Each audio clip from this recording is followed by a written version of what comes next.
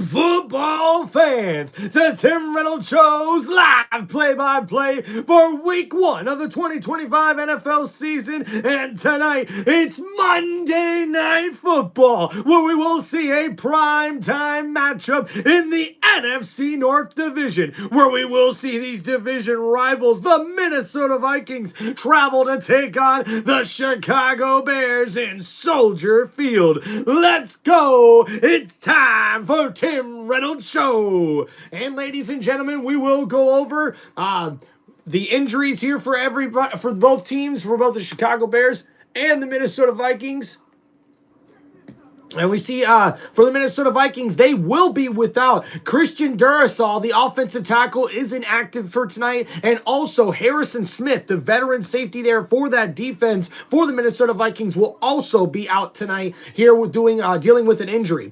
For the Chicago Bears, they have a lot of injuries, as we see Kyle Gordon, cornerback, will be inactive. And also Jalen Johnson, their best cornerback, will also be out with an injury, including TJ Edwards, the outstanding linebacker there for the Chicago Bears. So we see the Chicago Bears defense comes into this one a little hampered, especially with the injuries. So we'll have to see how this plays a big part in this matchup here for Chicago.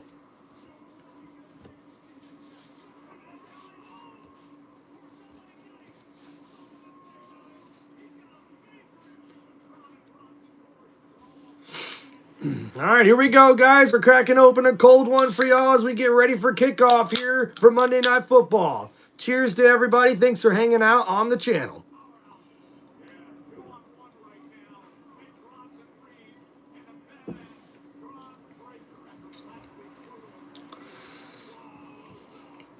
And we got Monday Night Raw on in the background as well. Looks like the Usos are whooping ass. They're back together.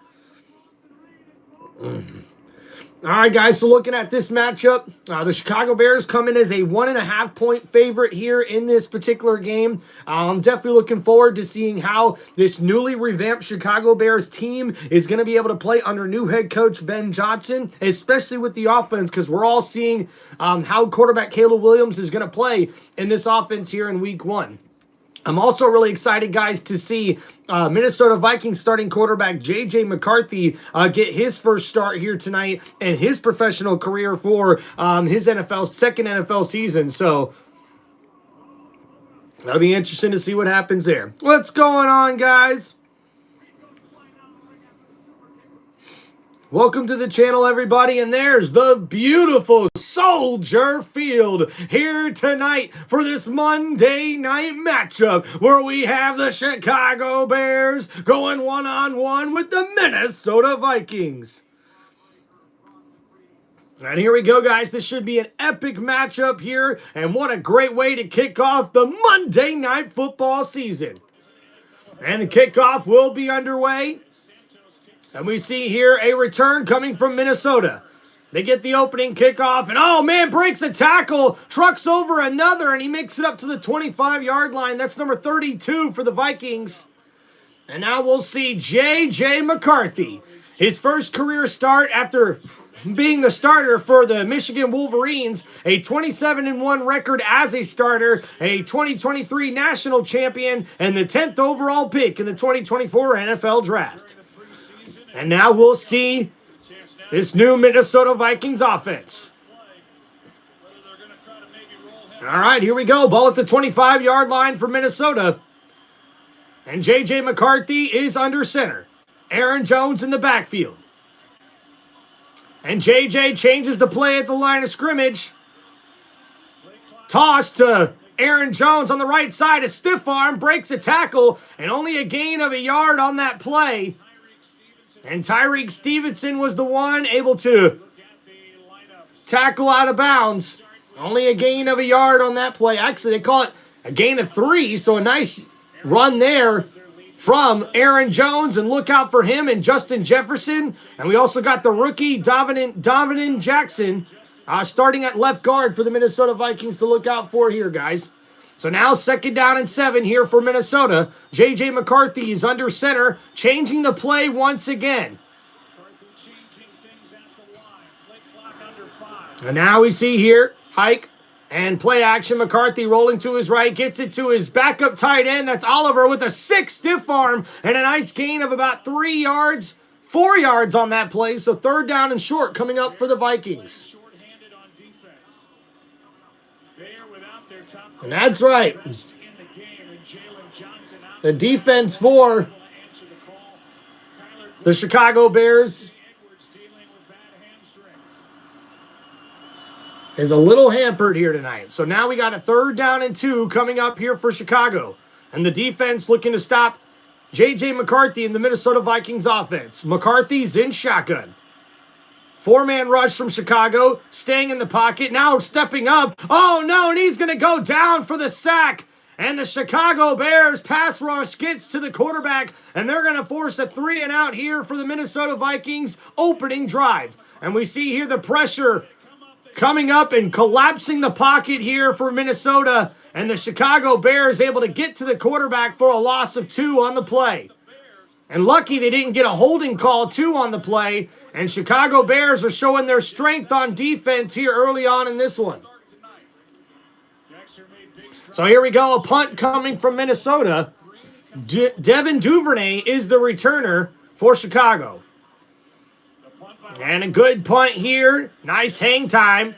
Duvernay has it up to the 30. Makes a move to the 35. Cuts inside. And he's going to be tackled down at the 39-yard line. And that's great field position for Chicago's first drive of the game.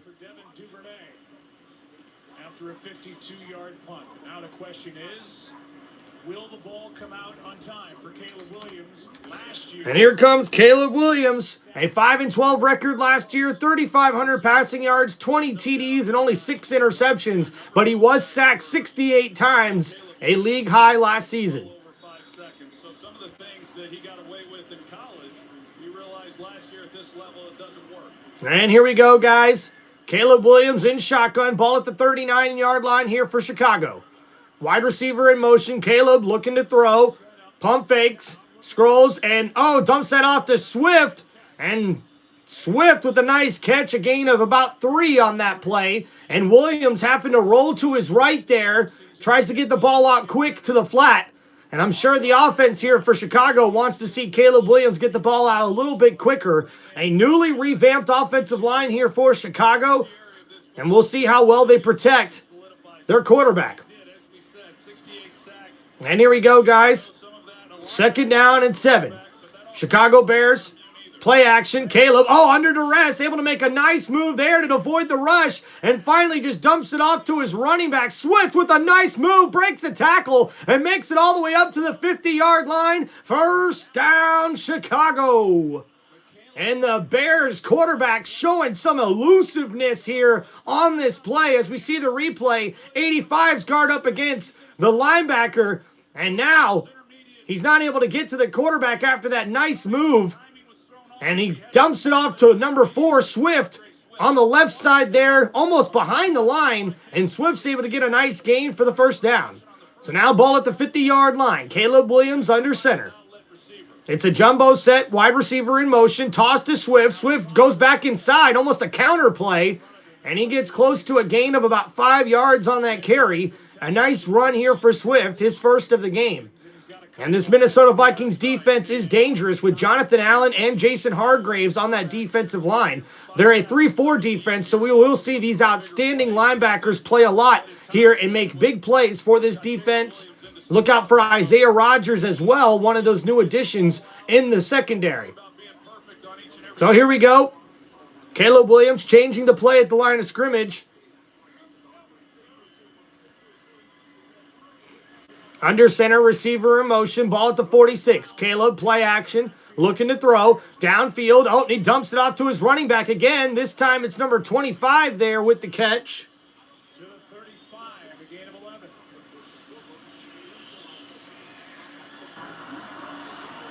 And yeah, I'm not going to be able to pronounce that guy's name. So number 25 here, the backup running back, able to catch a nice little pass, a little dump off there from Caleb, taking what the defense gives him, and a nice play made here. Here we go. Caleb throws over the middle, and that's caught. Oh, maybe not. Oh, they say it's a catch, and I thought DJ Moore may have dropped that one, but he's able to ring it in, and now it's going to be second down and long. Well, and we can't talk enough about the fact that you come in with a new offense. There's a certain style that you want to play that Chicago does, and then you're going up against the Brian Flores coach defense that gives you a lot of different looks, and they can make life hard on a young quarterback and an offense just trying to find their footing. And now a handoff here to Swift up the middle, and no gain on the play. And number 58, Grenard, was the one there on the tackle, the former Florida Gator. Pretty good first possession they have going here as they have it at the Minnesota 30. Yeah, these defensive ends, edge rushers for Minnesota, they bring them in last year. Jonathan Grenard, who made the play there, comes in last year along with Andrew Van. And after that play now, we'll see third down coming up here for Chicago. Ball at the, well, 3rd and 5, 9 minutes to go here. And Jonathan Grenard with 59 tackles and 12 sacks last season. The ball is at the 30-yard line, so Chicago is in field goal range. But 3rd and 5, Caleb in shotgun, and he's got to call a timeout.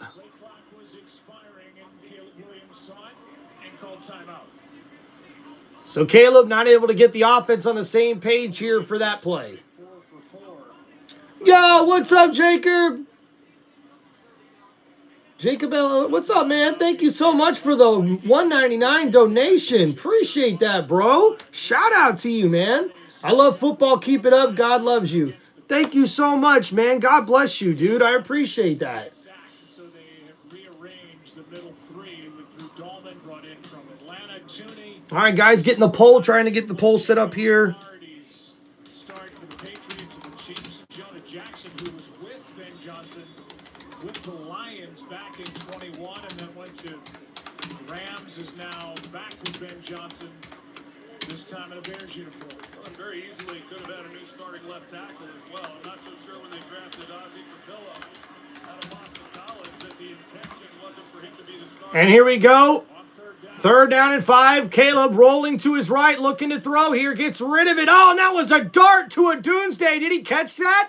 And he caught it. What a grab there from O'Doomsday. And Caleb Williams with a hell of a throw.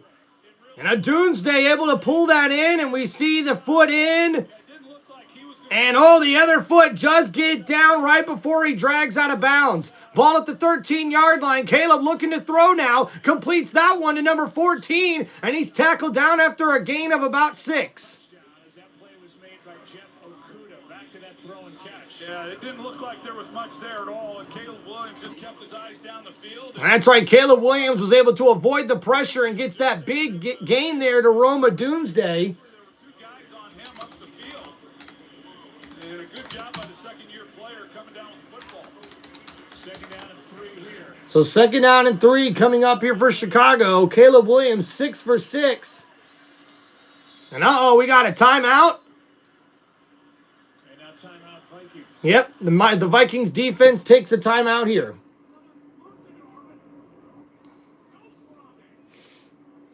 All right, guys, so there's the poll. I got that up for everybody here. I'll keep up with the score there. I'll pin that in the chat for everybody. But a quick shout out once again to Jacob. Thank you so much, man, for the $1.99 donation. I really appreciate that, guys. This is so cool to me. I haven't got a chance to really get a lot of donations on my channel. So I really do appreciate it. Last night was pretty awesome, and now we're starting off really, really good here, man. So thank you so much. Hope you're doing okay, Jacob. Thank you for hanging out in the chat. And any predictions, Carson says? Well, I'm going with the Vikings in this one, but I think it's going to be a low-scoring battle. I'm taking the Minnesota Vikings winning this one 24-21 over Chicago. Actually, no, I'll go 24-23. Make it a little closer. And so here we go. Chicago under center. Hands off to Swift. Swift tackled in the backfield, and that's a loss of 2 on the play. And an excellent play made there in the backfield. The defensive line blows up the offensive line as the Minnesota Vikings are able to get that tackle for a loss. And it's Turner, the linebacker, on the right side here, blowing up the play. And he's able to get to Swift along with number 50, the interior defensive lineman. Dude, shout out, man. Jacob. Thank you, man. Hold on, I'll get to your comment here. We got us 3rd down and 6, ball at the 9-yard line. Caleb Williams is in shotgun, looking to throw. 4-man rush from the Vikings. Caleb still having to scramble around. Looks like he's going to try to run for it. He's going for it. Oh, and Caleb with the touchdown, putting the shoulder down, and he's able to run that one in. And a beautiful play made there by the Chicago Bears, second-year quarterback. A 9-yard rushing TD, and the Chicago Bears are on the board. Did not have a rushing touchdown last season. And he didn't have a rushing touchdown all last season, but there's another one, or there's his first one here of this season. Shout out to Jacob. I play football at middle school, and I'm a QB. God is good. I'm a small creator, and I'm trying to get up. Roll Tide. Hell yeah, dude. Shout out, Jacob, and good luck at the quarterback position, man. That's a tough one. But, hey, if you got that determination and you definitely put your heart and soul in believing in God, I tell you what, man, skies is the limit. I appreciate you, man. Thank you so much. I hope I get more people like you on my channel, man. And best of luck to you. I'm at your quarterback position there. Hey, Roll Tide. I'm a Gators fan, but good luck to your Alabama Crimson Tide. Our Gators are kind of going through the same thing Alabama did just a week ago with the Gators losing to USF this past weekend. That was a big loss because now we got to face ranked opponents in 8 of our next 10 games. So it's going to be a big test there for the Gators. Good luck to the Alabama Crimson Tide, and thank you, Jobber. Appreciate you, man. Christopher, welcome back, man. Won my first fantasy game. Hell yeah. Congratulations, dude. Carson, what's going on, man? Looking good for them Bears. Yeah. Hey, Bears look pretty good on their first drive here. We'll get over to the stat recap here, guys. Let me get the score updated for everybody.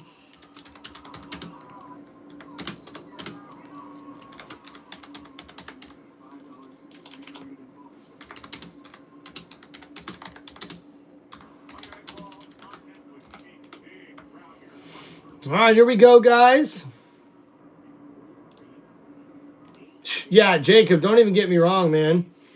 UK, I'm not sure, Carson. The Gators might face UK this year. I'm not sure. I know we face a lot of our ranked opponents. Actually, no, we don't face UK this year. That's right.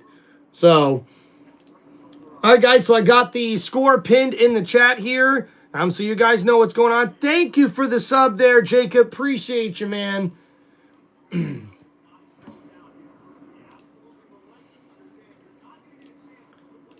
All right, so we're going to go over the stat recap there for that last drive for Chicago. And a 10-play, 61-yard drive there for the Chicago Bears. They took about 5 minutes and 41 seconds off of the clock, and Caleb Williams is able to scramble for a 9-yard touchdown run. That's his first rushing touchdown of the season, but also his first rushing touchdown of his NFL career, because he did not have a single rushing touchdown last season in his rookie year with Chicago.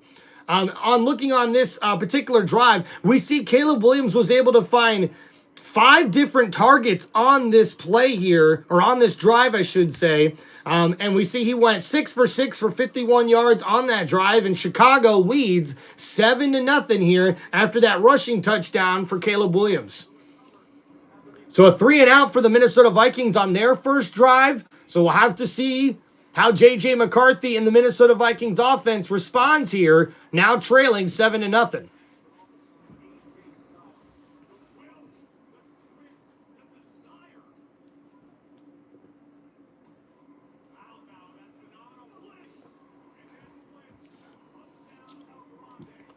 So now we'll see a return here from the Vikings up to the 20 and tackled down, a hard hit, and he's tackled down at the 24-yard line.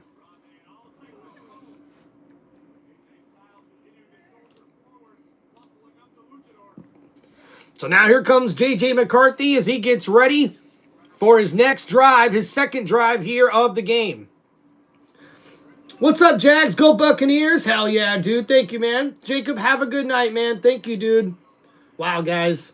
Some people are just so awesome and so kind. All right, so here we go. 1st and 10 for the Vikings. Ball at the 24-yard line here for Minnesota. JJ throws it out to Justin Jefferson in the flat. Jefferson able to take that one for a nice gain there, and that hamstring looks plenty healthy there for Justin Jefferson.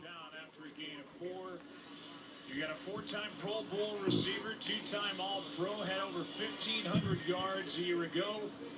And Justin Jefferson is one of 4 players to start his NFL career with 5 straight 1,000-yard seasons. 5 seasons be a good idea to look for number 18. So here we go, guys. Second down and 6 for the Minnesota Vikings. And once again, J.J. McCarthy changing things up at the line of scrimmage under center. A handoff here to Jones. Jones is tackled right at the line of scrimmage. Falls forward for a gain of a yard. And so far, guys, early on in this game, this Chicago Bears defensive line is playing excellent football here against that Minnesota offensive line. So now third down and 4 coming up here for Minnesota, and they can ill afford to do another 3 and out here. So look for J.J. McCarthy to try to get the ball to one of his playmakers. You got T.J. Hawkinson and Justin Jefferson lined up in the slot on the left side. McCarthy is in shotgun. Receiver in motion. McCarthy looking to throw. Stepping up. Oh, man, he avoids the sack, but unfortunately goes down. And that's going to result in another sack on third down. And that was Dexter, number 98, with the sack. And, man, J.J. McCarthy was almost able to get out of that, but not close enough.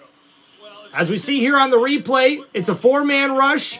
J.J. steps up in the pocket, avoids the sack, but then gets tripped up and rolls forward, and that's going to count as a sack, a loss of a yard. So 4th and 6, and another 3 and out here for Minnesota. So now after Chicago had an opening drive touchdown, Duvernay, breaks a tackle, and he gets that up close to the 25-yard line. And now we'll see Chicago come back out for their second drive of the game, and now will Minnesota have an answer here in this one.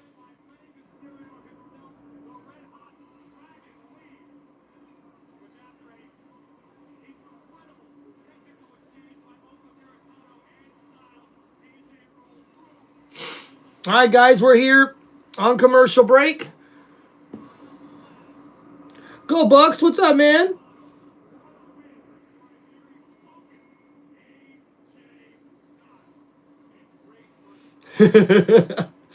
What's up, Term? Hope you're doing good, man. What's up, Wheeler? Hope you guys are doing well. So, yeah, so far, guys, Minnesota not doing anything on offense here. A little bit of a shocker. Under the last 2 drives here, 2 3 and outs from Minnesota. This last one, 3 plays, 4 yards. And we've seen that the defensive line for Chicago has been really disrupting the offensive line of the Minnesota Vikings here. The Vikings haven't been able to get anything going in the running game. And thus far, the pocket has really collapsed on J.J. McCarthy. So pass protection has been a problem here early. So I wonder how it's going to be going on the rest of this game because, man, if Chicago's defense keeps playing like this, Minnesota's offense could be able to go up and down the field here with the way they've been playing as well. So we'll have to see what happens here. We got just under 5 minutes left to go here in the first quarter, and the Chicago Bears lead 7-0.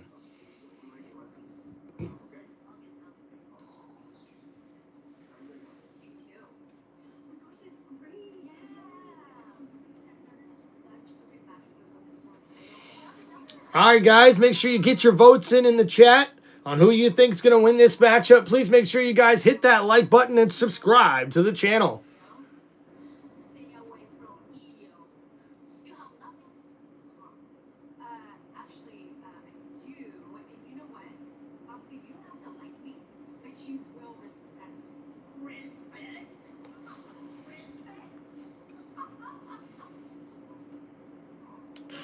Revolutionary 46 defense.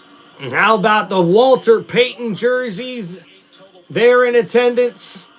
What a legend, man. All right, and here comes Caleb Williams and the Chicago Bears out for their second drive of the game. A former teammate of mine, Dennis McKinnon, who was a part of that 85 club that later came in. All right, guys, we'll get to the chat here in a minute. Thank you, guys. What's up, Trinity? What's up, Term? And now we go play action here for Caleb Williams, looking to throw, gets rid of it, dumps it off to his running back, Swift, and that's going to be no gain on the play. A nice tackle there by Van Ginkel. So no gain, so second down and 10 coming up here for the Chicago Bears. he's doing the right thing instead of... I'm a huge Vikings fan, and I'm completely pissed off right now. Trinity, it's okay. Only the start of the game. Got to let the offense get a little going. A lot of offenses have struggled throughout the first week of the season here. Term says McCarthy won't even be playing until the end of midway through the season. Ooh, damn. I don't know about that. I think they'll give him the whole season. And now we see here Chicago lined up at the 25. Caleb Williams in shotgun, looking to throw, 5-man rush, pressure. Caleb scrambling, getting out of the way. He's going to run for it at the 35, up down to the 34-yard line, and first down, Chicago. And we see here that the offensive line has been collapsing, and Caleb Williams is just showing off the athleticism as he's able to evade a lot of the pass rush here from the Minnesota Vikings. So the offensive line not blocking very well here early on for Chicago. Now they're playing on grass, so it's not like if they were playing on turf, but it's still the speed of the game is really... So here we go, 1st and 10 after that scramble. And a handoff here. Oh, and that's DJ Moore. And a handoff here to Moore to try to get the ball in his hands. A nice play made there by Chicago.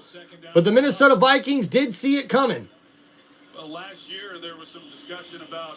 So after that last scramble, a gain of 12 yards from Caleb Williams up to the 38-yard, or it's up to the 26-yard line, I should say. Or no, my bad, the 38-yard line.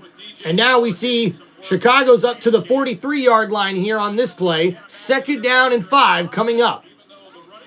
Chicago looking to keep this drive going. Under center, Caleb Williams, Swift in the backfield. Oh, there's a penalty. That's going to be a false start there on Chicago, and that'll back them up. False start, number 58 offense. What's up, Miller Time? Yo, Aiden, what's up, dude? Long time no see. Our referee tonight, so back to 2nd down and 10. Yeah, this was an area last year where the Bears really struggled, and in fact, it was a point of contention by Ben Johnson in preseason, the pre-snap. Thank you guys for hanging out on the channel. Please make sure you like and subscribe. And here we go, guys. Caleb Williams is in shotgun, looking to throw here on 2nd and 10. Ball at the 38-yard line.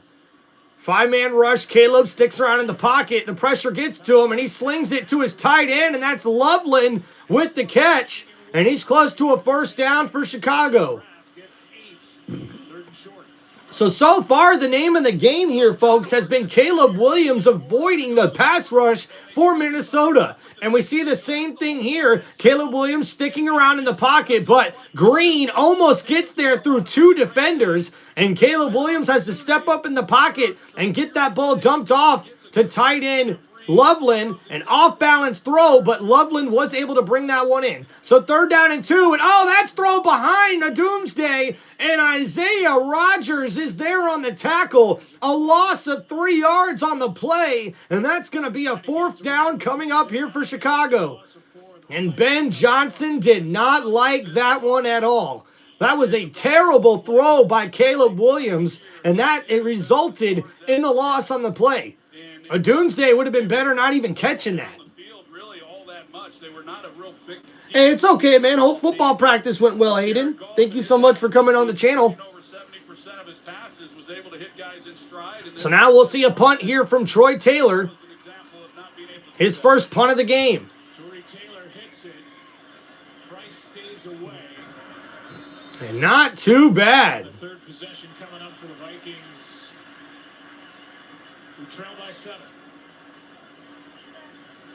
Make sure a fight doesn't break out. And now J.J. McCarthy comes out for his 3rd drive of the game. And what we're seeing here early on is both defensive lines are playing very good football. Minnesota is getting a lot of pressure on Caleb Williams. Now, they haven't sacked the quarterback yet because Caleb Williams is running around like right now like he's Michael Vick or something or Lamar Jackson. And that's how he got the rushing touchdown, believe it or not, is because he was scrambling around to try to avoid the pass rush here. So, honestly, I'm pretty impressed not only with the pass rush the Minnesota Vikings are getting, but they're shutting down the run. And we're seeing the same thing from Chicago's Chicago's defensive line. So it's going to really be a defensive matchup here in this game. I really do think so. We're near the end of the first quarter. It's a 7-0 lead for Chicago. That last drive, 5 plays, 17 yards, and unfortunately, Chicago has to punt the ball, their first punt of the game, and we'll see Minnesota come out for their third drive of the game. Right now, not a lot of stats to go over, but here at the end of the first quarter, guys, we'll have a little stat recap for everybody. Thank you guys for hanging out here on the channel. Please make sure you guys hit that like button and subscribe to the channel. Yeah, so it was Caleb Williams scored on the rush. It's his first NFL rushing TD, believe it or not. He didn't have one single rushing TD all last season, so. What's up, Roman the Great? I haven't lately, but I've done in the past. I was one of those people where if I could find a good deal on something, especially a parlay or something like that, I definitely went for it, so.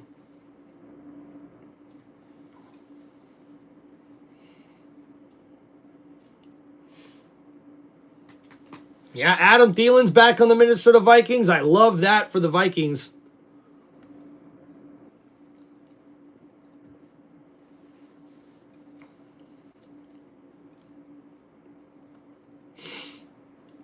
And man, Soldier Field is one of the more prettier stadiums to look at. I've never been there, and unfortunately, I don't think I'll get the chance because I think the Chicago Bears are going to be moving to a new stadium about 26 miles away. But man, that stadium right there next to the river or next to the lake, whatever that is just so, so cool. All right, so 2 sacks already for the Chicago Bears defense. And both of those have come on third down, and that's what's resulted in 2 3-and-outs for Minnesota. So here we go. The Vikings trying to get something going here in the first quarter. Ball at the 19-yard line. McCarthy under center. J.J. Jefferson in motion. Oh, and a nice run there. And that's Mason, the former 49er, with a nice gain there of 6 yards on that run. And Justin Jefferson went in motion from left to right. McCarthy, the toss play there to the left to Mason. And Mason able to follow his blocks, and he gets a nice carry there of about 6 yards. And a good run there for Mason. We'll see what's coming up here next on second down before we get to the end of the first quarter. Ball at the 25-yard line, 2nd and 4. McCarthy under center. Another handoff here. Mason up the middle, and he's got the Vikings' first down of the game. And a nice run there for Minnesota. And this should take us to the end of the first quarter.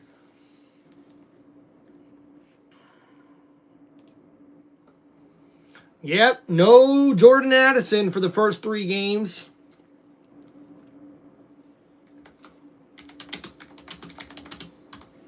All right, guys, end of the first quarter. Give you a little score update here. Bears 7, Vikings 0.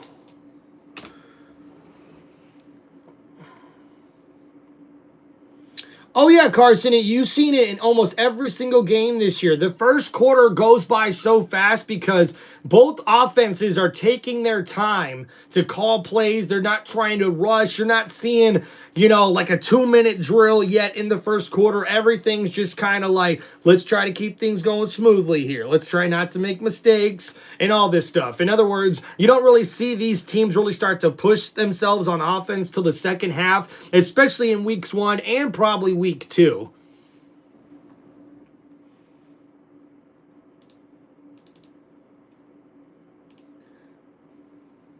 All right, there we go, guys. I've got the score pinned in the chat for everybody. Hope y'all are doing well. Thank you guys for hanging out here on Tim Reynolds Show. Please make sure you guys hit that like button and subscribe to the channel. We're trying to get to 2,000 subscribers here as soon as possible. Let's make it happen, guys. We're already up to 17 likes on the channel, so let's keep that rolling. And we'll give you guys a little stat recap now here for both teams. Let's go with Minnesota first. Not much to go over here. J.J. McCarthy, 1 for 1 for 5 yards passing. Jordan Mason with 2 carries for 12 yards. And Aaron Jones with 2 carries for 5 yards as well. Justin Jefferson, looks like that run of his was a carry. 1 carry for 4 yards. And Josh Oliver is the only man who's caught a pass for the Vikings. For the Chicago Bears, Caleb Williams, 9 for 9 for 56 yards passing here in this game. Caleb Williams also has 2 carries for 21 yards to lead all rushers for the Chicago Bears offense. Roma Doomsday with 2 catches for 13 yards, and DeAndre Swift with 3 catches for 12 yards in this matchup. Kevin, how has J.J. McCarthy looked to you so far? Yeah, to me, J.J. looks settled in. We got to protect him a little. So only 23 total yards for the Minnesota Vikings in the first quarter, 2 3-and-outs. And even Kevin O'Connell knows that the Vikings offensive line has got to play better in order for them to start getting a little bit more balance and precision here on offense. Is good. We got to pick him up around, and me included. Thank you, Kevin. Joe. All right, Lisa, thank you. What a So here we go, guys. The first drive of the second quarter here for Minnesota. They just got their first down of the game right before the end of the first quarter. So here we go at the start of the second. J.J. McCarthy is in shotgun, an empty set. He's looking to throw. Good protection here. Downfield's got a man, and oh, he's underthrown, but uh-oh, there's the penalty flag on the play. And Aaron Jones was the intended target and able to draw the flag on the play. That ball was severely underthrown, but Aaron Jones able to get the penalty flag. Let's take a look at it. Pass interference, number 26 defense. The ball will be placed. It's not a foul. Automatic first down. Literally pass interference. They get the call, but to be able to. And a good clean call there from the referees. And after that penalty, we'll now see the ball go all the way to the Chicago Bear 27-yard line, the spot of the foul. And now we'll see Minnesota in scoring position for the first time here. And there's new defensive coordinator Dennis Allen, the Saints head coach over the last 3 seasons. Even with a corner. So here we go. On Aaron 1st and 10 now for the Vikings, and they're in scoring position. Ball at the 27-yard line. 42 yards on that. In the shotgun, McCarthy, play action, looking to throw, steps up in the pocket. He's under duress, and he's going to run for it, and he's got the first down. And a nice move there for J.J. McCarthy, and the pass protection for Minnesota has been terrible here to start out. And a nice scramble there from J.J. McCarthy as he's able to get the first down here for the Vikings. That last play there, a scramble of 11 yards. And now the ball is at the 16-yard line. So here we go, under center. J.J. hands it off. Mason up the middle. And a nice carry there. Gets him about 5 yards up to the 11-yard line. Hell yeah, nice to have some sweet tea. Hell yeah, hell yeah. Uh-oh, and there's Adam Thielen getting some snaps here on this drive for the Minnesota Vikings. And J.J. McCarthy under center. Ball at the 11. It's 2nd down and 5. And the handoff here to Mason. Mason able to make a man miss, but oh no, he's gang tackled in the backfield. And that's going to be a loss of 3 yards on the play, and that's not what Minnesota was looking for here in the red zone. And this is going to bring up 3rd and long for Minnesota. And we see here on the play, Edmonds, number 49, the linebacker, able to blow that play up in the backfield. He just hits the hole, and he's able to get caught up to the running back there, and he got some help by the corner on the outside right. He's able to get around Adam Thielen for the tackle in the backfield. So 3rd down and 8 was a loss of 3 yards on the play. J.J. McCarthy now in shotgun, looking to throw. 4-man rush for Chicago. McCarthy slings it, and that's Justin Jefferson, but it hits the ground. And J.J. says he caught that.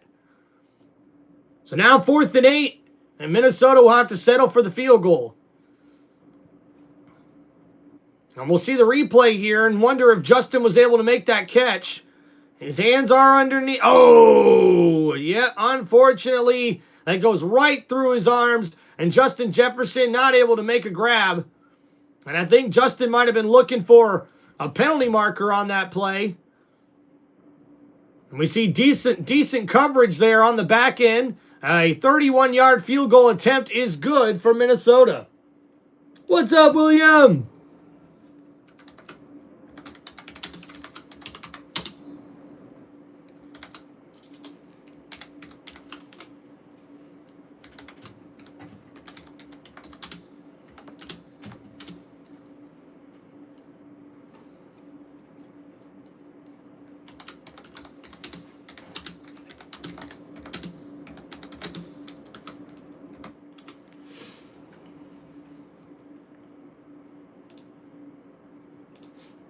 Okay, guys, there we go. Updated score for you guys here in the second quarter. We'll go over that last drive there for Minnesota. Not too bad. 7 plays, 67 yards, but a lot of that came on that big penalty, the pass interference penalty, which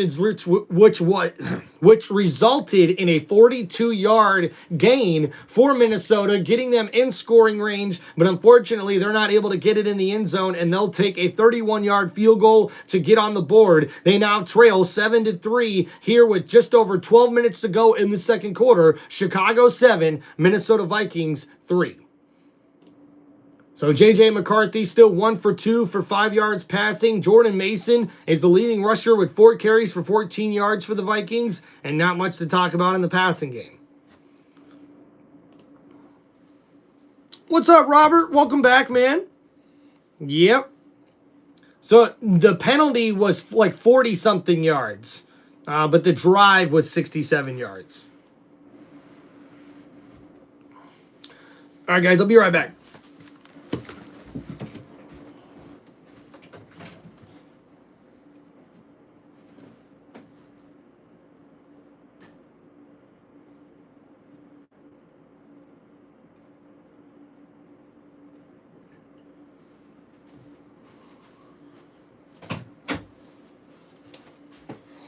All right, sorry about that. I thought I heard one of the pets scratching at the door again. Oh my gosh. All right, guys, so in the second quarter here, I'm wondering if we're going to see the Chicago Bears offense try to do something a little bit different with the pass rush that's really getting to Caleb Williams here. Both of these defensive lines are playing very, very well here early on in the first half. And you can see the frustration on the face of Justin Jefferson as they're trying to get something going here on offense.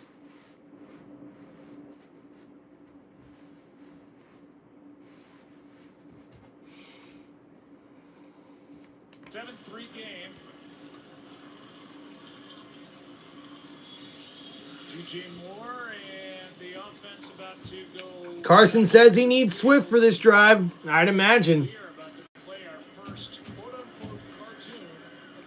So here we go. Duvernay on the return. Stumbling a little bit. Gets past the 20 to the 25 to the 30. And he stiffs arm a guy to get up to the 34-yard line. But there is a penalty marker on the play.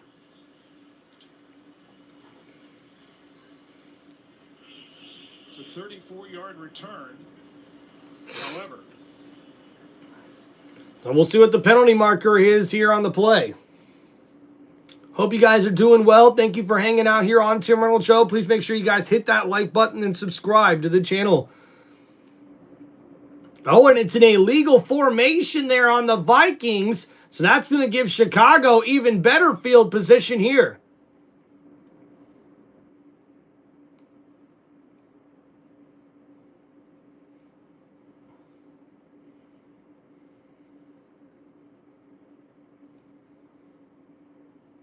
So here we go. Chicago now starting at their own 40-yard line. So great field position here. Actually 39. So Caleb Williams in shotgun looking to throw. 4-man rush. Steps up in the pocket. Delivers, and that's caught. DJ Moore with the stiff arm. He's still on his feet. Shaking a move, and he's down after a big gain there. First down, Chicago. And that's a gain of 30 yards, and now they're at the Minnesota Vikings 31-yard line. DJ Moore lined up on the outside. It was a 3-wide receiver set on the right side of the formation, and he just comes open after Murphy Jr. just comes off of the coverage there, and we see the tight end number 85 with a hold, and that was not called on Minnesota. So the Chicago Bears will take the big 30-yard gain, and now DJ Moore is the running back in the backfield. Caleb Williams under center, first down and 10. Williams, handoff, DJ Moore in the backfield, and he gets tackled down after a gain of a yard on the play. Eric Wilson on the tackle, a gain of 1. And the longest by the Bears to start. And 10 straight completions here to start the game for Caleb Williams. That's the longest by a Bear in team history. We call parallel pylon. Country's waiting for that.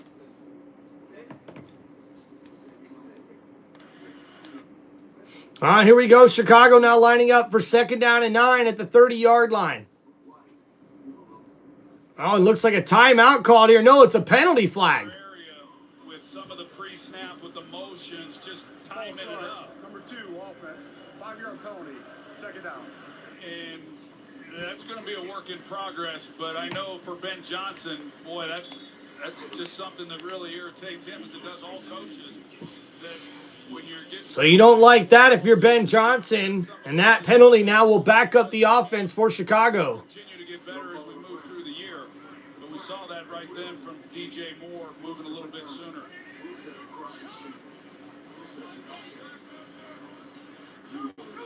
And here we go. Caleb Williams looking to throw. A blitz coming from the Vikings. Caleb is able to avoid the rush, and he's scrambling around. Oh, makes a spin move, and he goes down at about the, looks like the 33. No, the 27, so even more. Like 8-yard gain on that scramble there for Caleb. A nice run there for Caleb, and he's been literally running around for his life here with this offensive line not playing particularly well here right now.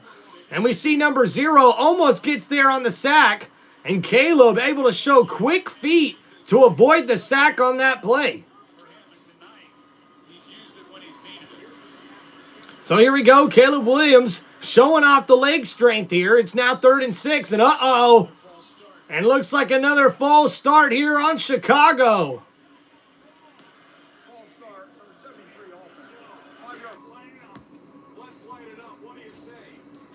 Jonah Jackson. So Jonah Jackson, the man they traded for from the Los Angeles Rams, is the one called on the penalty. And that's already 4 penalties here for 57 yards in the first half for the Chicago Bears. So here we go, 3rd down and 11 for Chicago. Caleb Williams is in shotgun.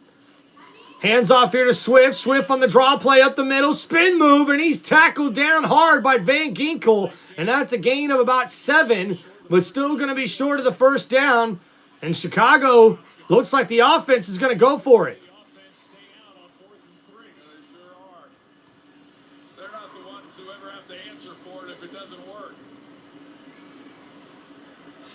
We'll see if Ben Johnson is going to actually go for it, or if he's going to maybe try to draw him offside. Well, the play clock is at 9. So 61% last season on 4th down conversions for Chicago. And uh-oh. And we got a timeout here for the Chicago Bears. And ESPN Analytics says the Chicago Bears should kick this ball here and make it a 7-point game rather than a 4-point game. Ben Johnson got the city of Chicago excited again. Detroit Lions offense was in rhythm under Johnson. And that's right, 29 points per game last season under Ben Johnson. And the last winning season for Chicago, 2018. The last playoff win was 2010. So a lot to do here in Chicago for Ben Johnson. Oh, what's up, Donnie? From Baton Rouge, Louisiana. Welcome, bro. How much points do the refs have? Because I don't want any of these teams to win. Hey, Buster, it is what it is, man. And here we go, Caleb Williams in shotgun, quick throw over the middle, and it's incomplete, almost intercepted. It was thrown too far ahead of DJ Moore, and now that 4th down play leads in a turnover on downs.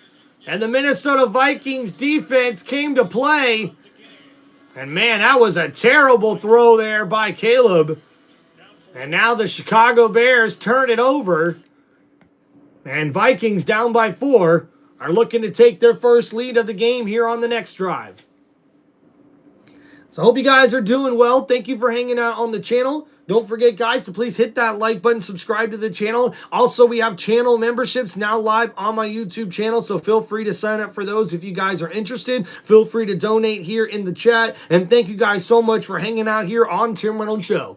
So let's go into our little stat recap there on that last drive for Chicago. 5 plays, 37 yards for the Chicago Bears, but they're not able to convert a 4th down after getting great field position here to start out this drive. And unfortunately now with that 4th down not converted, that means it's a turnover on downs, and now we'll see the Minnesota Vikings offense come out at the 24-yard line here. So not a bad turn of events for Minnesota. They've struggled to get things going on offense. They were able to get 3 points on the last drive thanks to a pass interference penalty from the Chicago Bears defense. So now this could be the first really good drive for the Vikings to be able to march downfield, show off their playmaking skills, and be able to take their first lead of the game. They now trail by 4 points here in the second quarter, with the Chicago Bears leading 7-3 over the Minnesota Vikings.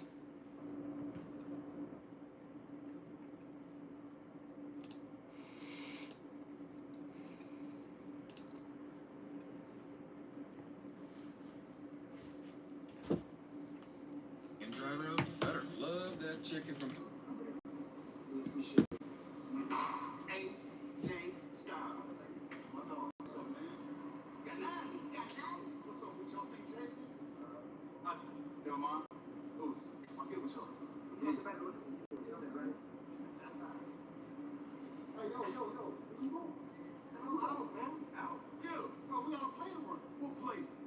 What you mean, Oos? LA versus Bronson Reed tonight, and they need our help. So I don't give a damn about no LA versus no Bronson Reed. That ain't no problem no more. For the vision. And Caleb Williams showing frustration already on the sideline. And that's one of the things Caleb did not do well last season, is show a sort of composed quarterback, if you will, as far as his emotions. So here we go. So Caleb Williams has definitely outdueled J.J. McCarthy here through the first half.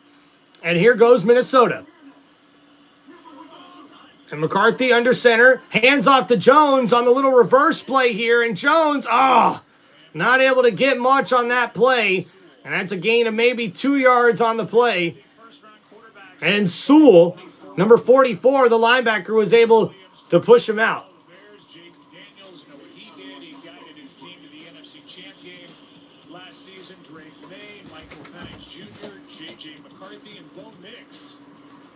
Class at the top.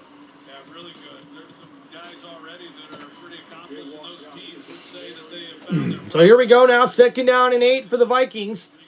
Looking to throw is JJ, completes it. TJ Hawkinson with his first grab, and that gets the ball all the way up to the 30-yard line here. So 3rd down and short coming up here for Minnesota. I know McCarthy hasn't really gotten the ball out much here. So that's a gain of 4 yards on that play. 3rd down and 4 here for McCarthy.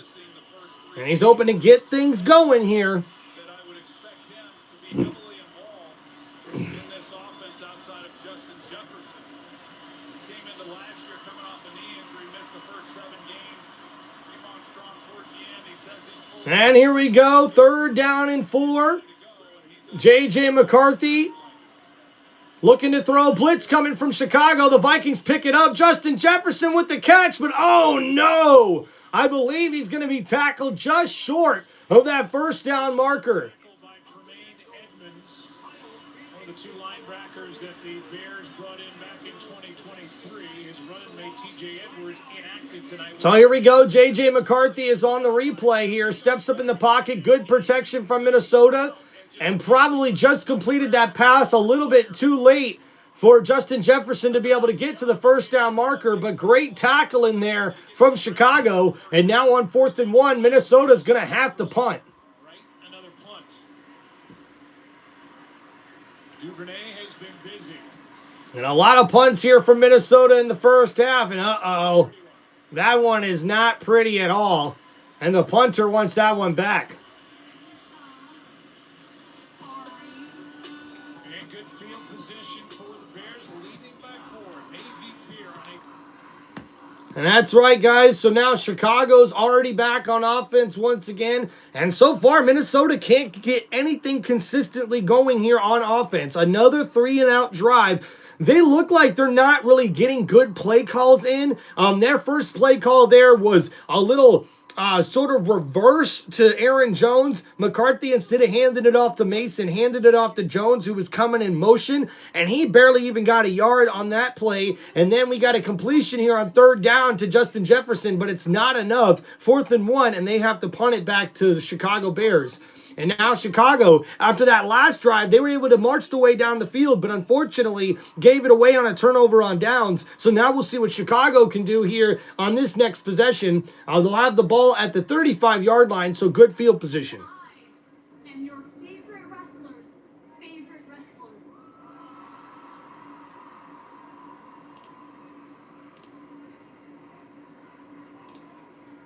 DeAndre Swift drive here, says Carson. I think so, man. Brow. And 10 years ago, I retired.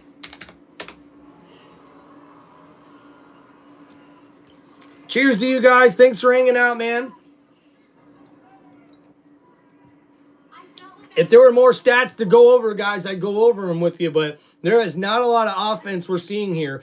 Caleb Williams, one of his biggest improvements is his footwork inside the pocket. Now, the problem is this offensive line should be blocking a lot better for Chicago, and they're just not. I guess we got to give more credit to the Minnesota Vikings defensive line, but honestly, Caleb Williams is scrambling around looking like Lamar Jackson, for crying out loud. So, crazy.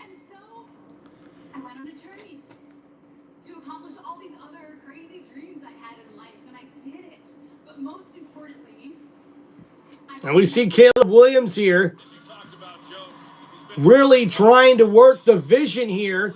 And you see him going from left to right, but he's also able to go scramble and deliver a freaking dot like that to Roma Doomsday. But it's right here, the footwork and the scramble that was able to get him into the end zone. The numbers look good. He's missed a few guys that they've had opportunities for some bigger plays, but overall. So now 6:52 left to go here in the second quarter. 7-3 lead for the Chicago Bears. It's a 31-yard punt by Ryan Wright. So here we go. 10 for 11 is Caleb Williams for 86 yards. He's also got 30 rushing yards. And Caleb Williams under center, ball at the 35-yard line, play action. Caleb steps up in the pocket. Oh, and that one's batted down. A nice play made there by the Vikings defensive line. He's the rookie and a 5th-round pick out of Georgia, and he's 6'5", got his hands up and knocked it away. Yeah, they had an opportunity outside as well. They do a nice job of. They've been running. At number 90, Ingram Dawkins is the one able to get his hands up and get the ball batted down. Drafted rookie and heavy play action, show run. You got one-on-one on the outside, but because of the big guy in the middle, What's going on, Carson? What's up, Daniel? Keith, what's up, dude? Welcome back, guys. And happy Monday. Play action from Chicago. Caleb under pressure, having to scramble, delivers. Oh! And just overthrows his intended target. But there is a penalty flag on the play. Chicago, and that time, Brian Flores brought pressure. Holding, number 25 offense. 10-yard penalty. Replay, second down. Daniel Barry Sports Highlights. Shout out, man. Welcome to the channel, bro. Happy Monday to you. And oh, he's got the Bears in this one. I'm rolling with the Vikings, so. Oh, Keith, welcome, man. Hey, spending time with the grandkids. That always sounds nice, man. can't help himself. He wants to bring someone else, but Ivan Pace, who came on the blitz there, he's one of the best blitzing linebackers. Yeah, and Ivan Pace there, able to come in on the blitz. And looks like that penalty was declined. So 3rd down and 10. So now we'll see a 3rd down and long here from the 35-yard line. I am everybody's favorite reference. I know. Thank you. Caleb Williams, And Caleb Williams in shotgun, looking to throw. Steps up in the pocket. Oh, he's under duress. He's going to go down for the... No, he goes, fades the sack. He's still on his feet. Caleb Williams. Oh, and after all that running, only a gain of a yard. And man, I don't know how Caleb Williams was able to get out of that sack.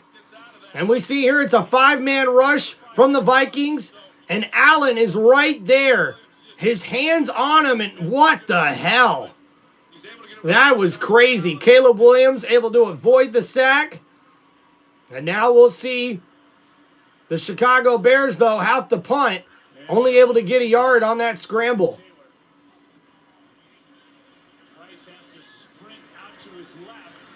Oh, and now we see a bounce here and a return for Price.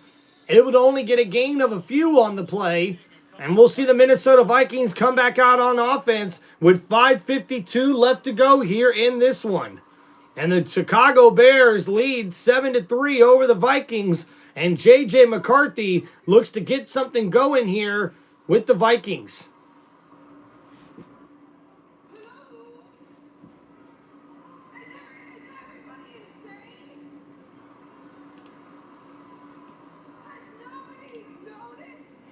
So here after that last drive, 3 plays, only 2 yards, and the defensive line for Minnesota comes up big, almost getting to the quarterback for a sack. But Caleb Williams, on all these passing attempts, has to scramble around just to try to get time to throw the ball. And we see here that they were able to get the stop here for a 3-and-out. And now the Minnesota Vikings offense comes back out on the field here at their own 24-yard line.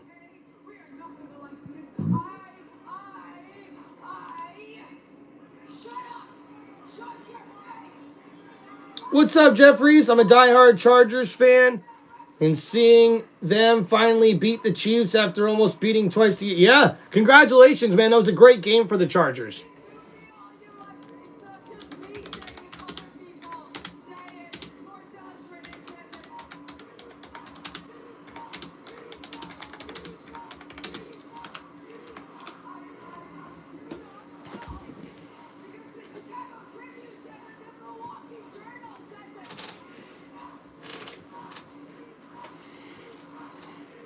All right, guys.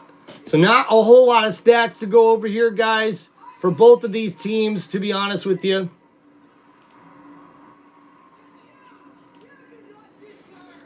So JJ's looking to improve on his 3-for-4 day for only 13 yards. Caleb Williams, though, is 10 for 13 for 86 yards throwing the ball. He also leads the Chicago Bears in rushing. Right now, Jordan Mason is the one leading the Vikings in rushing with 4 carries for 14 yards. So hopefully Minnesota can get something going here, because right now their offense just not looking really well.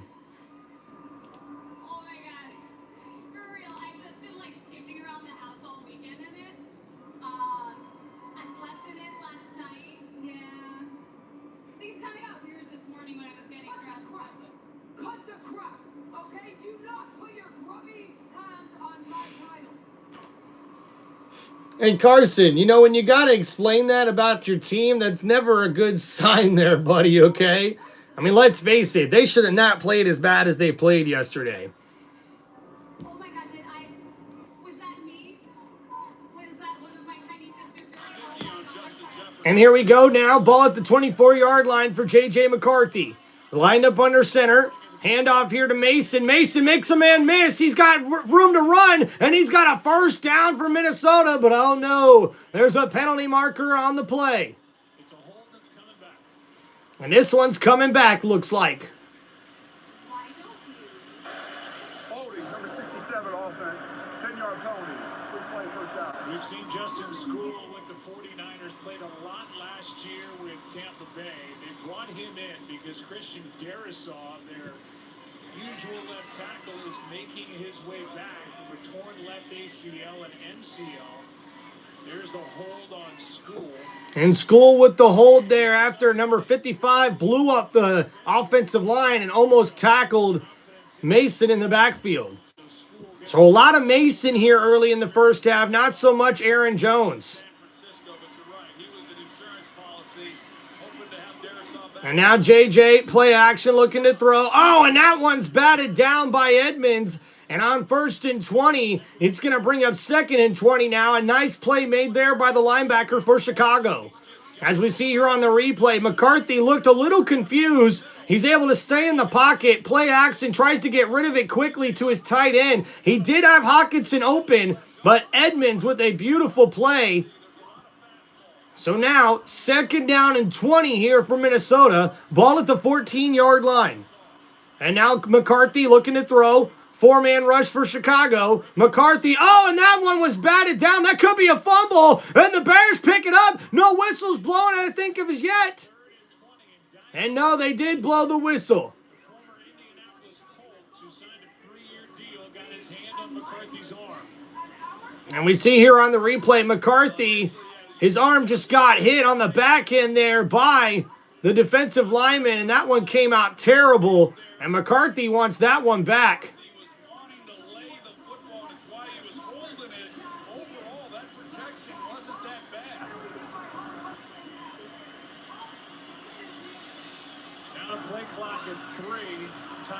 Minnesota. So here we go, J.J. McCarthy on 3rd and 20. What's good, Snipe? Uh-oh. We'll see if they give the Vikings the timeout. Well, J.J. McCarthy was asking to get a new play clock, and so is Kevin McCarthy over there. I think they both were maybe arguing. Oh! And Kevin O'Connell upset on the sideline as that's going to be a delay of game penalty, and J.J. McCarthy wanted a bump up on the play clock. And he's expecting a reset as well. I'm not exactly sure. And that was a miscommunication. So now 3rd and 25. And man, this offense couldn't have been any worse here to start this game out for the Vikings. This looks bad. Rules expert, play clock is down low again. It's a 3.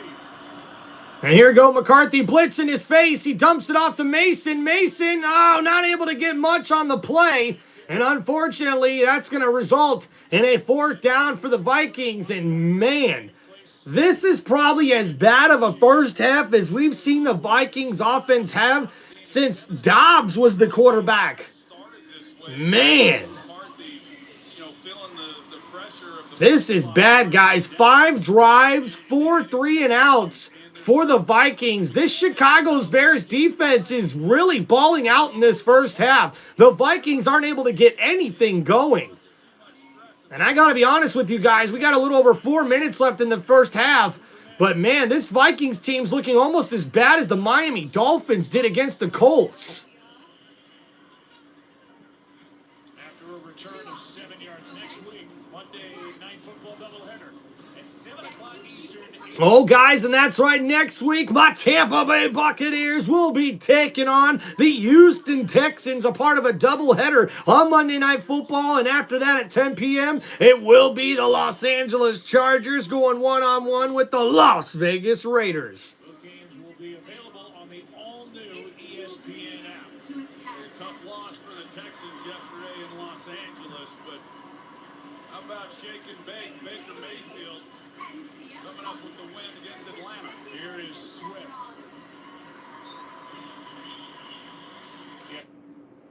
Is the volume too high, guys?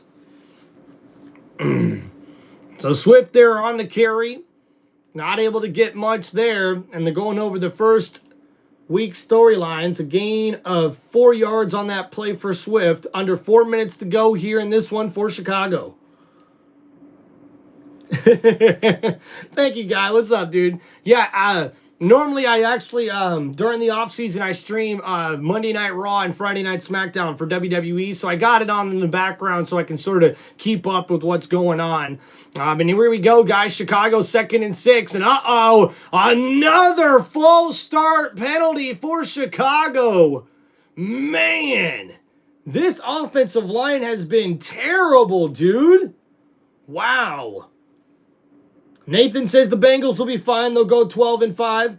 Hey, man, I got them. I got the Bengals, I think, with at least 11 wins this year.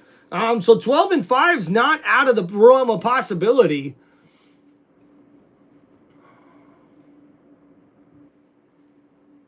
Man, the Ravens were 25-0 all time when scoring 40 points, and now They got a loss in that column there against the Bills.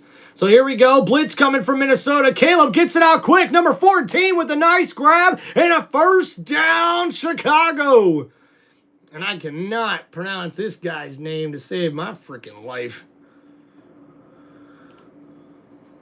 So on the catch there, Odimi Zakuse with the catch.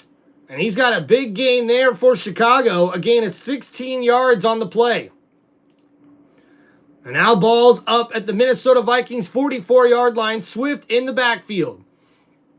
Caleb Williams under center. Ball at the 44. Toss play to Swift. Swift, a small gain there. And he's able to get about 3 or 4 yards on that play.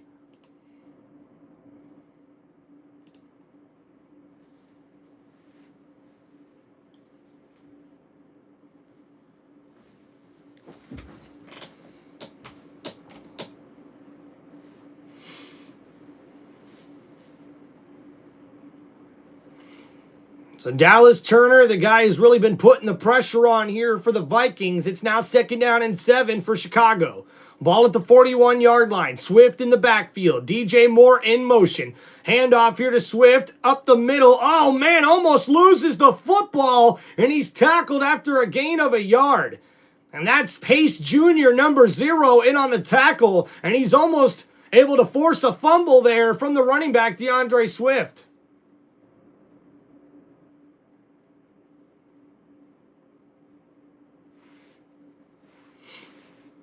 So at the 2-minute warning right now, the Chicago Bears lead 7-3.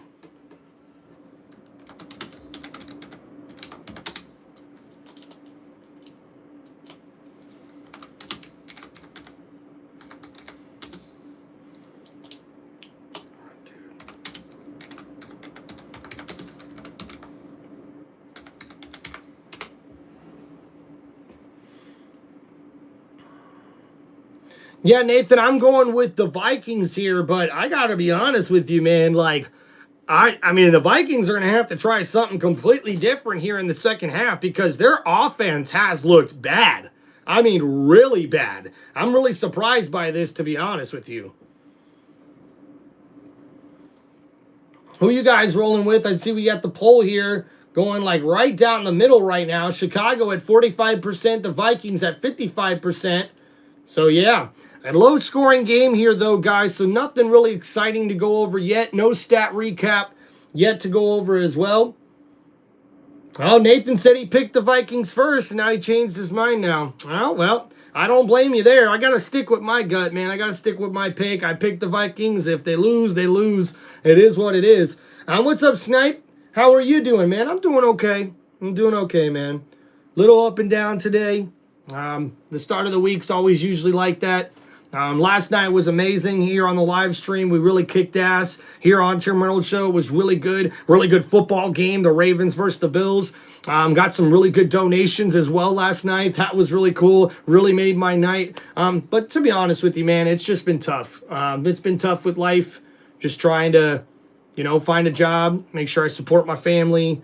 My family's growing now. And it's just been a little tough on me and my mental health that I haven't been able to find the right job or even really find a decent job, to be honest with you. So it's been really nice to be able to hop on here with you guys and just go, put my head down, grind here on the channel to try to keep this channel growing, guys. This is my dream right here of having my own sports channel on YouTube. And I'm trying to make it happen, guys, so doing the best we can. Chicago's making them look horrible, and you got that right there, guys. And now we'll get to the chat here in just a second, guys. Thank you. I appreciate that. Wesley, what's up? Packers did win, and so did the Bucks.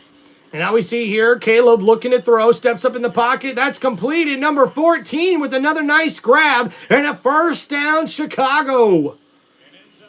Nathan, thank you so much for the sub, and thank you for the kind words. I appreciate that, man. Wesley, the Bucks did win. Hell yeah, dude. And I feel you, brother. Thank you, Snipe. What's up, John? Georgia Bulldogs, man. Hell yeah. They look like a team this year. So that's a gain there of 7 yards to number 14, and that's enough for a first down for Chicago. Ball at the 32-yard line. So now Caleb Williams under center. Chicago driving here to try to get some points before the end of the half. And a handoff, Swift up the middle. Man, he's met right at the line of scrimmage, but Swift able to fall forward for a gain of about 3 on the play. So second down coming up here for Chicago. Only 2 timeouts remaining for Minnesota, 1 timeout remaining here for Chicago. And you see the play differential here. 29 plays, 167 yards for Chicago. 18 plays, only 52 yards in the first half for Minnesota. I mean, the first half couldn't have gone any worse for Minnesota, besides the fact they haven't really turned the ball over. So, and now you see here a toss play. And Swift tackled down. And now we got third down coming up here. We're approaching a minute to go here in the first half. And third down coming up here for the Bears. And they will receive the second half kickoff as well. So Chicago can get a couple different, Chicago can double up here on 2 different scoring drives here if they're able to score here right before the halftime. Thank you, Keith. Wesley, what's going on, man? I think I might go with the Packers in that one. They looked really good against the Lions. And now here we go. Throw to the right side. Oh, Doomsday able to make the grab. And that was a big hit by Murphy Jr. And Chicago, I believe, calls their final timeout. And it's fourth down coming up here for the Bears. And man, Roma Doomsday able to get up after that big hit. But even a better grab there from Roman Doomsday on the right side of the formation. And it's the Vikings who actually take the timeout. It's 4th and 2. And now a decision to be made by the head coach. And if you're the head coach, you got to kick the kick here, right? Chicago gets the ball to start the second half. And especially you get the ball to start the second half. So take the points here. And that's what it looks like is going to happen. And we'll see the kicking team come out here for Chicago on 4th and 2. And attempt the 42-yarder. It was 21 of 25 last year. His 6th.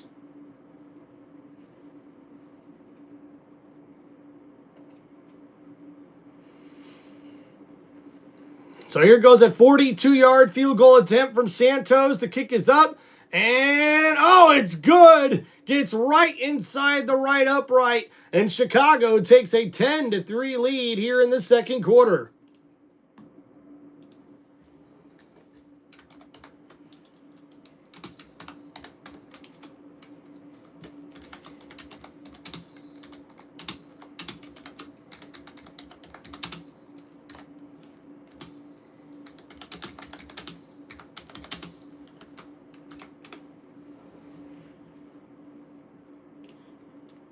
And Wesley says the Packers are going all the way. Hey, they most certainly have a team that could make it there. That is for sure. They looked impressive this past weekend. I'll give them that.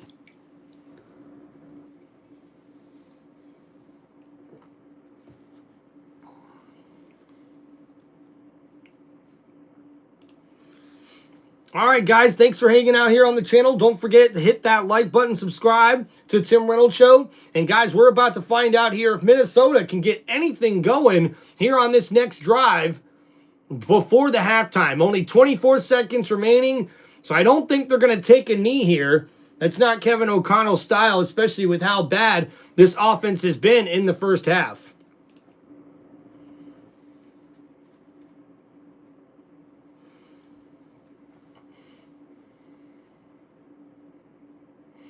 So we'll see a return here from Minnesota. Price all the way up to about the 31-yard line. 19 seconds remaining here before halftime.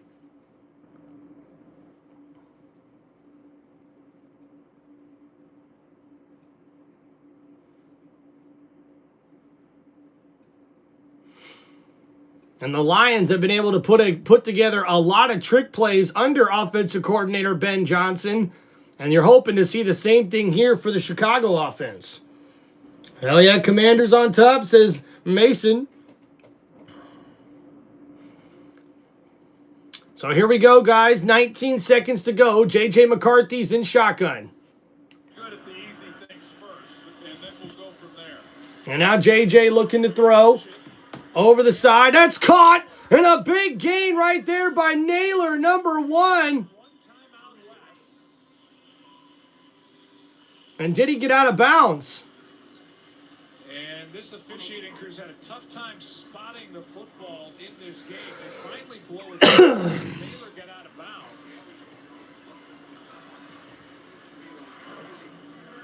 Timeout, Minnesota. 30-second timeout. We are in disagreement with where they're putting the football right now, but either way, the knee is down, so he did not get out of bounds. So yes, he didn't get out of bounds, and they're placing the ball at kind of a weird spot, and that's what they're talking about on the podcast. What's going on? Wes Pays, what's going on, dude? Thank you so much, man. I appreciate the $2 donation. Shout out, bro. Thank you, man. Yeah, JWFC, you're right, man. AJ Lee versus CM Punk and AJ Lee and CM Punk versus Seth Rollins and Becky Lynch. That's going to be pretty good. Heck yeah, Wes Plays. Big WWE fan here. I actually do live streams for Monday Night Raw and Friday Night SmackDown during the NFL offseason. So I got wrestling on in the background and try to make sure I'm keeping up with everything. So thank you, Wes Plays. Shout out in the chat. Thank you so much for your $2 donation. It really helps and means a lot. I really appreciate it. And Wesley says the Packers are winning the Super Bowl, and we'll have to see about that. And here we go, right before halftime, a 59-yard field goal attempt from Minnesota, and it's good! What a kick! And Minnesota finally gets a scoring drive here without a penalty. And talk about momentum here before halftime. And the Vikings needed that tremendously. A beautiful kick from 59 yards out. Outstanding job.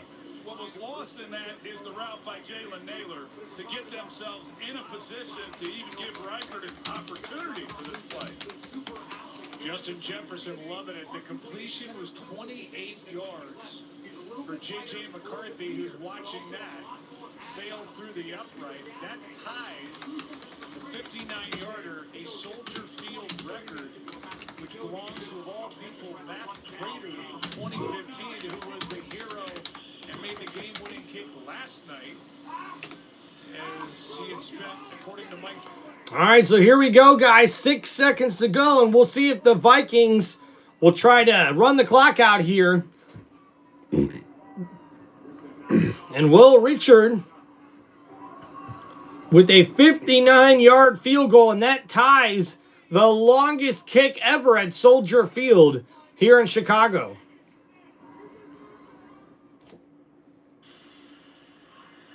McCarthy basically doubled his passing yards. And we'll see a return here for Chicago, and this will probably run out the clock. Oh, and Burden breaks a tackle up to the 40, up to the 50, and he's going to be tackled down out of bounds. And too bad there's no more time left, because that was an excellent return there for Chicago, and that will take us into halftime. Hell yeah, Night Gaming. What's up, dude? Okay, West Plays. Thanks for hanging out, man. I appreciate it. Yeah, we'll see you after half, guys. Just got to go get another drink, go hit the restroom, and we'll be coming right back here on Tim Reynolds Show. We'll do a little stat recap here for everybody. What do I think the Bucs record's going to be? Well, I'll tell you, Wesley, I actually did my own individual video on the Bucs upcoming season. I give my record prediction, my floor and ceiling prediction for the Tampa Bay Buccaneers on my channel, so make sure you guys go check that out. I also have done every single division. Unfortunately, I got one more to post today. I already posted one earlier today, so I got another one to work on here and finish up editing here tonight to get my last division preview and predictions. Obviously, I didn't get them done before the end of week 1 here, but almost got all of them done. So please, Wesley, do me a favor, go check that out and tell me what you think, man. I think the Bucs are going to be a legit playoff contender this year and possibly a Super Bowl contender. For me, guys, even with what happened last night, I still think I feel good with my Super Bowl pick. I'm going with the Tampa Bay Buccaneers facing the Baltimore Ravens. Yeah, a little bit of a homer pick for me. I'm a big Bucs fan, but I do think the Bucs can contend for a Super Bowl this year. All right, guys, so we have reached halftime here in this one. So let's do a little stat recap for everybody before we take just a little break here. First, we'll go over the Chicago Bears. And Caleb Williams has been doing a great job here for this offense. He not only leads them in rushing, but also he's 13 for 16 for 112 passing yards in this game. He got 1 rushing touchdown. That's his first career rushing touchdown in his NFL career. He has 4 carries for 32 yards to lead them in rushing. DeAndre Swift with 9 carries for 22 yards as well. DJ Moore, 2 catches for 35 yards. And Ola Midi with 3 catches for 30 yards, number 14 there. A very hard name to pronounce. Roma Doomsday with 3 catches for 16 yards, and DeAndre Swift with 3 catches for 12 yards as well. Looking at the Minnesota Vikings offensive numbers, J.J. McCarthy, 5 for 8 for 48 yards.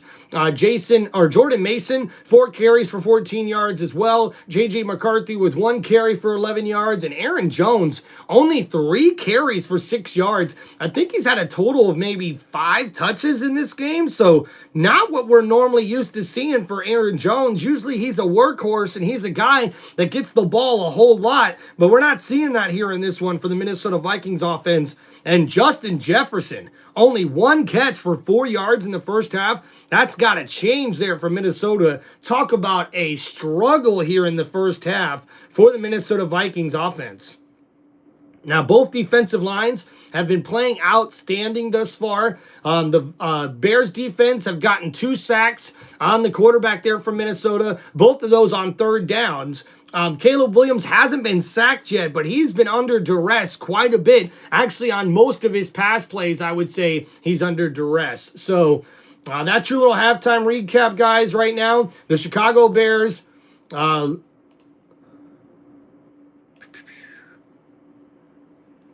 The Chicago Bears lead 10-6 at halftime.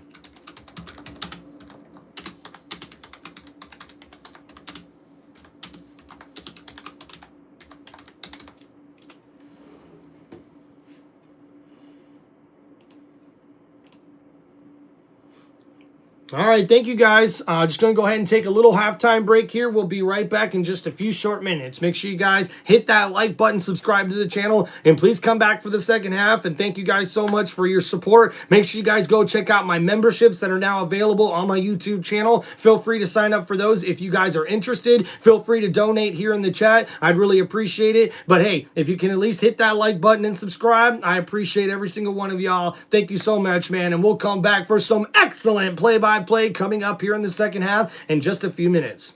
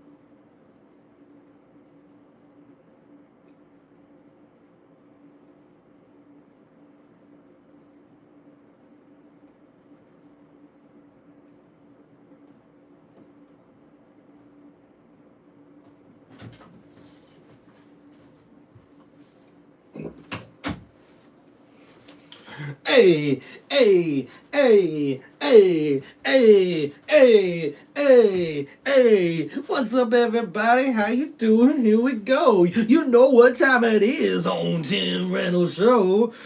And are you ready for some football on a Monday night party? This is Tim Reynolds Show, ready to get this thing started. We're getting ready, football's on tonight, and all my righty friends are watching football with me on Tim Reynolds Show tonight.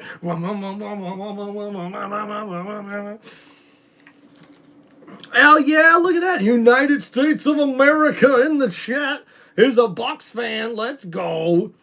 Welcome, Mr. Piper. Hell yeah, dude. We got a Monday Night Football game on, man. It's the Bears versus the Vikings, and it's exactly like you thought it was going to be. A low-scoring game that has a lot of us going, ha, ha, ha.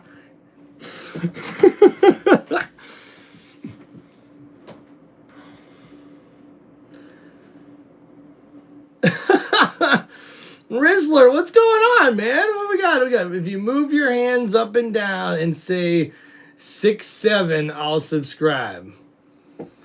Okay, well, Rizzler, dude, I appreciate if you'd willing to subscribe, man, but what we need 6-7 for? Hands up and down, so up, down, 6-7. Shout out, Rizzler. All right, guys, so here at halftime, we're waiting for the second half to get started, man. Hope you guys are doing well. Please make sure you guys hit that like button, subscribe to the channel, and appreciate you guys hanging out here, man. Shout out to the Bush Boys. Hey, shout out to Keith as well, holding down the chat for us here today. Thank you, man.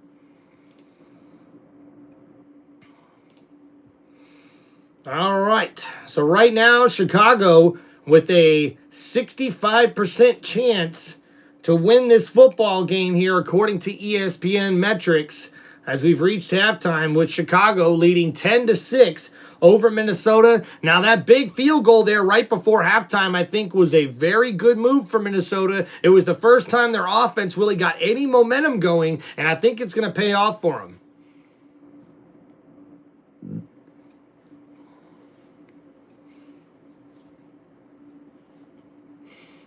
Oh, man, and guys, Monday Night Raw's not doing too bad either. And how about John Cena goes one-on-one with Brock Lesnar at WrestlePalooza? Oh, boy, that's going to be a big one. And, oh, man, this is going to be a little bit of a short clip there of first-half highlights for the Chicago Bears and the Minnesota Vikings.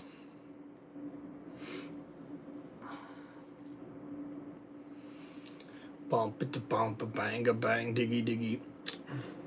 How'd you feel about the close win of the Bucks, says United States of America? You know, to be honest with you, man, I was a little more ticked about the refs than I was about the performance of our defense. I think Michael Penix Jr. got away maybe with... I shouldn't say get away, but he definitely outperformed what I expected from him. He passed the ball pretty well, but I think the refs just bailed out the Atlanta Falcons way too much in that game. But at the same time, I completely understand that you can't blame the referees in that situation. So I was just proud of the guys really sticking there, not only on defense but also on offense, being able to go get the lead. With his legs and then also with his arm, they get an opportunity here to start this second half of the football again. Here is Duvernay on the return. Moments ago, Laura Rutledge caught up with Ben Johnson. So now a nice return here for Chicago, and we'll see what they come out with here and coming up next. He's doing a great job taking what's there, and he's extending some plays, and so keep on doing what he's doing. What can you say about your defense and the way they've handled Jay? They're outstanding right now. We gave up a little pass interference there that hurt us, and we gave up that big one at the back end. But other than that, they're playing a great game. Thanks, Ben. Thank you. Joe. All right. Back out there. He didn't even hear the end of the question. So here we go, guys. First down and 10 for Chicago. Hell yeah, Baker fucking Mayfield, baby. And here we go under center. Caleb looking for a quick throw, and he dumps it off to his running back, and that was a bad throw there by Caleb, thrown too far ahead and incomplete. And one thing you're seeing here from Caleb that's different from last year, Caleb is going from one read to the other. He's not sticking to one read and then trying to scramble like you see a lot of rookies do. That's what he did a lot of last season. In this game, he's really trying to stick in the pocket and look at his first and then second, and then he usually gets it off to his third read. He has dumped it off to running backs here. Most of his completions have been to running backs. Now, he started 10 for 10, but now he's been 3 for 7 on his last 10 passes. So now we see here, second down and 10. A handoff, no, play action there. Stepping up in the pocket, Williams dumps it off again in the flat, and that's another inaccurate throw from Caleb Williams. Actually, good pass protection there on that one, and Caleb almost looked like his feet were too bouncy in the pocket, and he couldn't stay calm, and that throw was inaccurate because he couldn't keep his feet together, and he tried to hit the tight end in the flat. It's an incomplete pass, and now this is 3rd and 10. You can see the look on Johnson's face. Coach Ben Johnson is not happy with what he's seeing. He's frustrated. And now we see here, 3rd and 10, in shotgun for Caleb Williams. The Vikings blitz, 5-man rush. Caleb gets rid of it, and that's another inaccurate throw. Wow. Guys, are you kidding me? That was 3 bad throws in a row by Caleb Williams. Wow, and he got sandwiched there by both of his offensive linemen. Holy smacks. Woo. You know, I don't think I can blame, Caleb Williams too much on that last throw. That offensive line, both the left tackle and the right tackle got blown up. Caleb Williams got sandwiched there on that play. And now the kick's off here for Chicago. A nice punt. And we'll see a return here from number 4 up to the 45, up to the 50. And he gets tackled down at the 48-yard line across midfield. And now the Vikings have the momentum. And now they got the short field position here as well. And J.J. McCarthy trying to settle in. And you see the pressure here early on Justin Jefferson. Excellent coverage there from the Chicago Bears defense.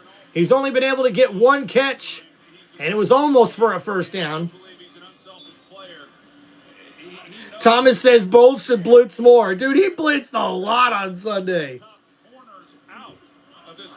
So here we go, guys. Play action. McCarthy looking downfield. Oh, and that one's batted down again, and I don't know if that one was a forward pass or not.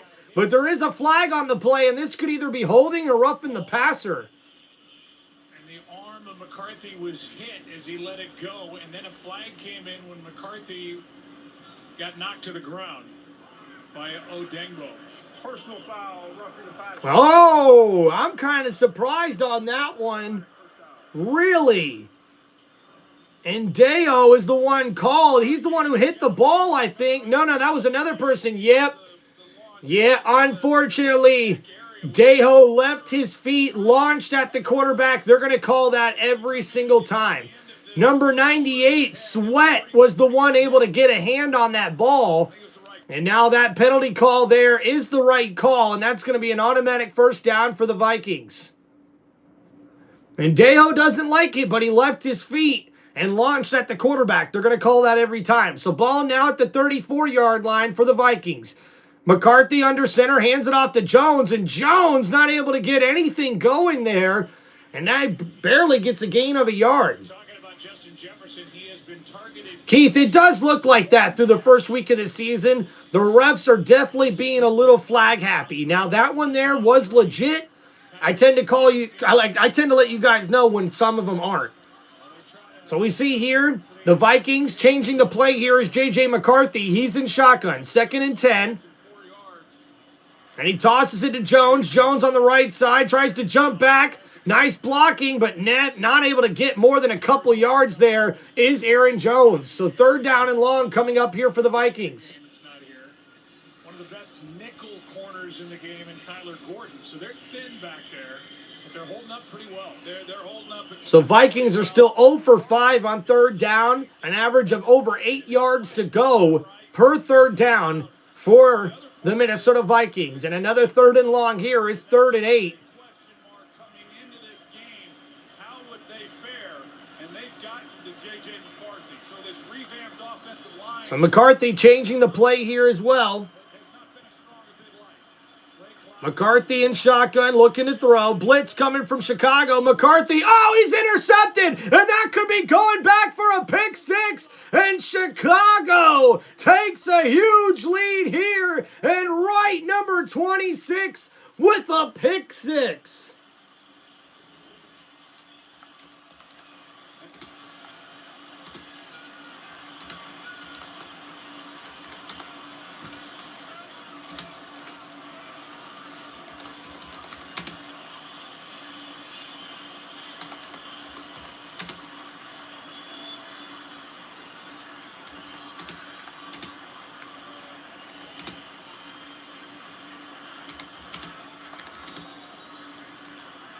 Fourth year in the league. On the Vikings practice squad last year, and that pass was telegraphed, and Wright took care of the rest. They brought the pressure. Dennis Allen called it up at the perfect time to Sean Wright sitting on the route. Gets his first 6, and then when And that's his first career pick 6 there for Wright. And McCarthy was red the whole way. Unfortunately, McCarthy looking at his main target, Jefferson, there, and the pick 6 able to happen.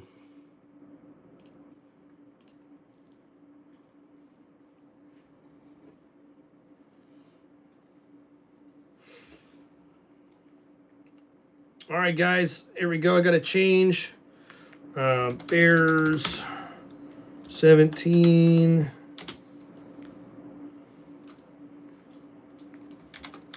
Vikings 6 in the 3rd quarter. All right, there we go, guys. Got the score updated for everybody. Hope y'all are doing good. What's up, Oliver, in the chat?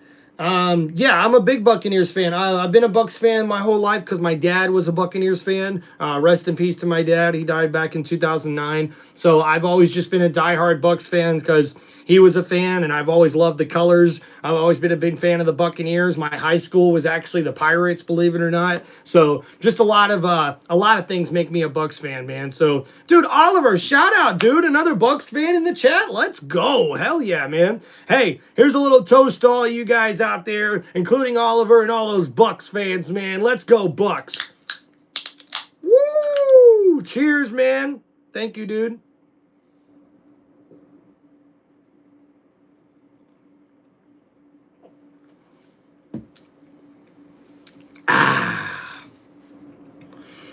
Snipe, thank you, man. I appreciate that, dude. Keith, no problem. Thank you for the update. I appreciate you. Guys, don't forget to please hit that like button and subscribe to the channel. We are on our road. We are on the road to 2,000 subscribers here on Tim Reynolds Show. All right, guys, so not a good start here in the second half for the Vikings. 3 plays, 17 yards, and yeah, J.J. McCarthy throws his first career interception, and it's actually a pick 6. So Chicago gets on the board with that defensive score. It's 17-6 Chicago here in the 3rd quarter with just over 12 minutes to go. And now the Minnesota Vikings are going to have to look to answer here. But man, I did not expect this Viking offense to struggle so much here. And you know what? Maybe we got to just give the Chicago Bears defense a little more credit here. And you can see Justin Jefferson is frustrated, man.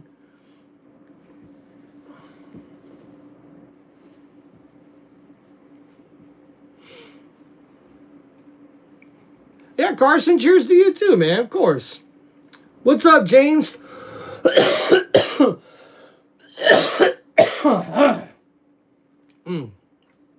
hurt.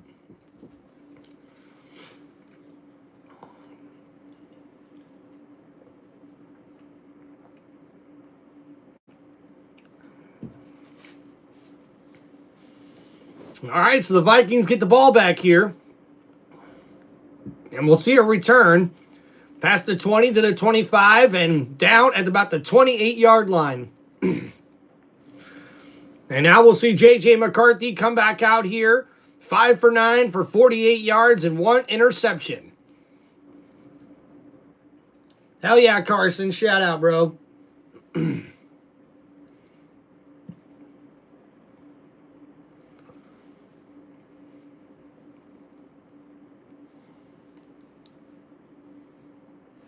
All right, here we go, guys. 1st and 10 coming up here from Minnesota after that pick 6 thrown by J.J. McCarthy.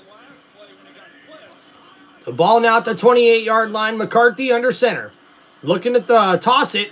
Mason able to make a nice carry there. Gain of about 4 yards on that play. And Mason's been the one who's been able to run the ball very, very well here for the Minnesota Vikings. Over the first 7, you talked about them adding him, and they added a 2-year contract next to his name. And last year, career highs in yards, rushes, and touchdowns for Jordan Mason. Only 3 rushing touchdowns last season, but almost 800 yards rushing. So now here we go. 2nd down and 6 for the Vikings. Ball at the 31-yard line. Under center is J.J. McCarthy. Play action. McCarthy looking to throw. Steps up in the pocket. Oh, able to. Oh, no, he's not able to avoid the rush. And he goes down for the sack. Just came up from the practice squad for this game and a loss of 7. And a big sack there for the defense for Chicago. And we see here on the replay, it's the right side. Number 69 able to get around the left tackle, and he's able to get there for the sack. Unable to go. And he gives up the sack on McCarthy.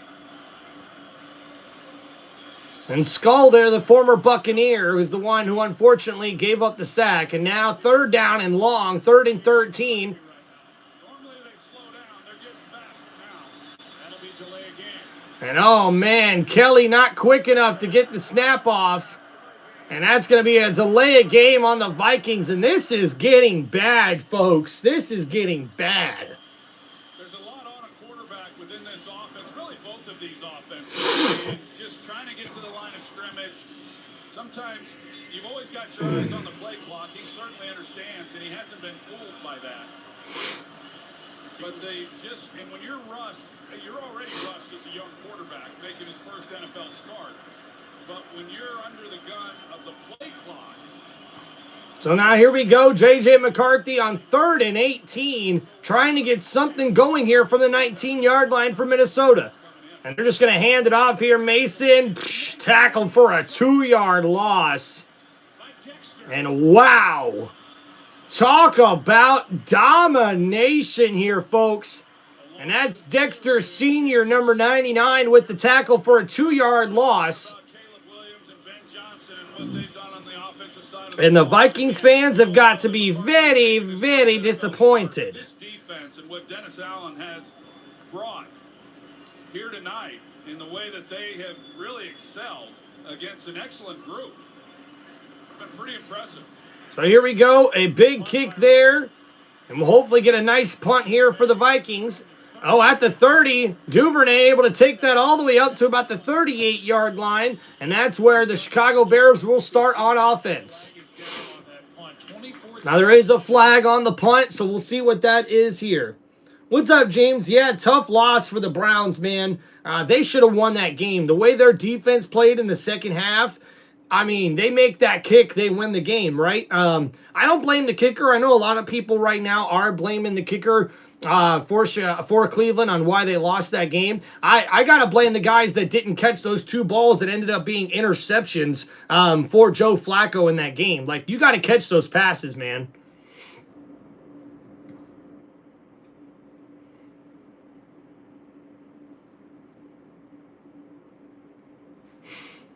All right, guys, so we are here at another commercial break. Dude, Logan, you are right, man. The Vikings are not able to get anything going here. The defensive line for Chicago has played very, very well. J.J. McCarthy has not looked comfortable. And not only that, they also don't look comfortable in the play calling that they're giving him. As a matter of fact, I think they're kind of hindering J.J. McCarthy with the play calling that they're doing here. I mean, Aaron Jones only has 5 carries right now. Jordan Mason has 6 carries. Why is Mason getting more carries than than Aaron Jones is. Aaron Jones is a workhorse. He gets better the more you feed him the ball. And I mean, guys, 5 total completed passes. 5. I'm not joking. He hasn't even thrown 10 passes yet. Like, Minnesota, you got to get him comfortable. You got to get him in a rhythm. It's a passing league, man. And if you're thinking that Jordan Mason is the guy that's just going to carry you against this Bears defense, well, I'm sorry there. You're highly mistaken. That is not going to happen. I'm in utter shock right now. Now, Chicago's offense is not playing much better, to be honest with you guys. Besides that opening drive, Caleb Williams has struggled, and so is the pass protection for Chicago. So I'm really interested to see what's going to happen here, because if you're Chicago, run the football. Run the football. If you guys are able to run the football, then you can just run the clock out at this point. Like, I don't really trust the Minnesota Vikings offense to be able to get anything going. So run the football, kill the clock, control the game. And if Chicago gets another touchdown, I mean, this game could almost be over. And we're already 10 minutes left here in the third quarter. So we'll wait and see what happens.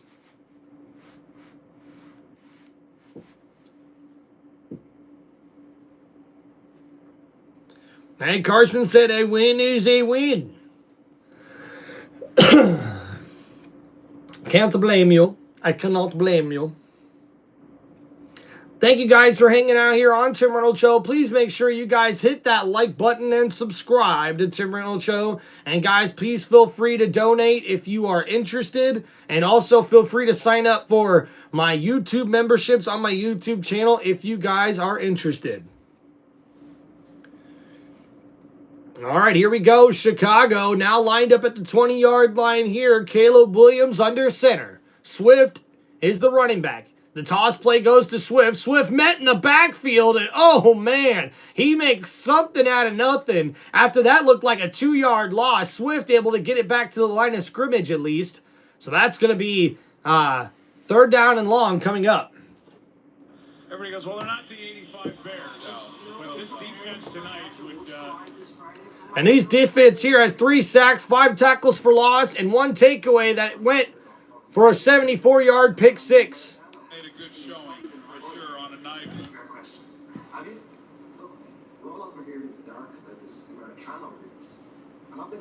And now here we go. Caleb Williams, 2nd and 10, looking to throw. Downfield, a big throw. It's caught. DJ Moore. And that's a big gain right there. A nice play. And that's a huge play, the biggest play of the game for Chicago. DJ Moore goes in motion from right to left behind the quarterback, and he comes one-on-one with Murphy. A nice post route on the outside and a gain of 22 yards all the way up to the 42-yard line. That is Chicago's biggest play on offense up to this point. An excellent, excellent throw.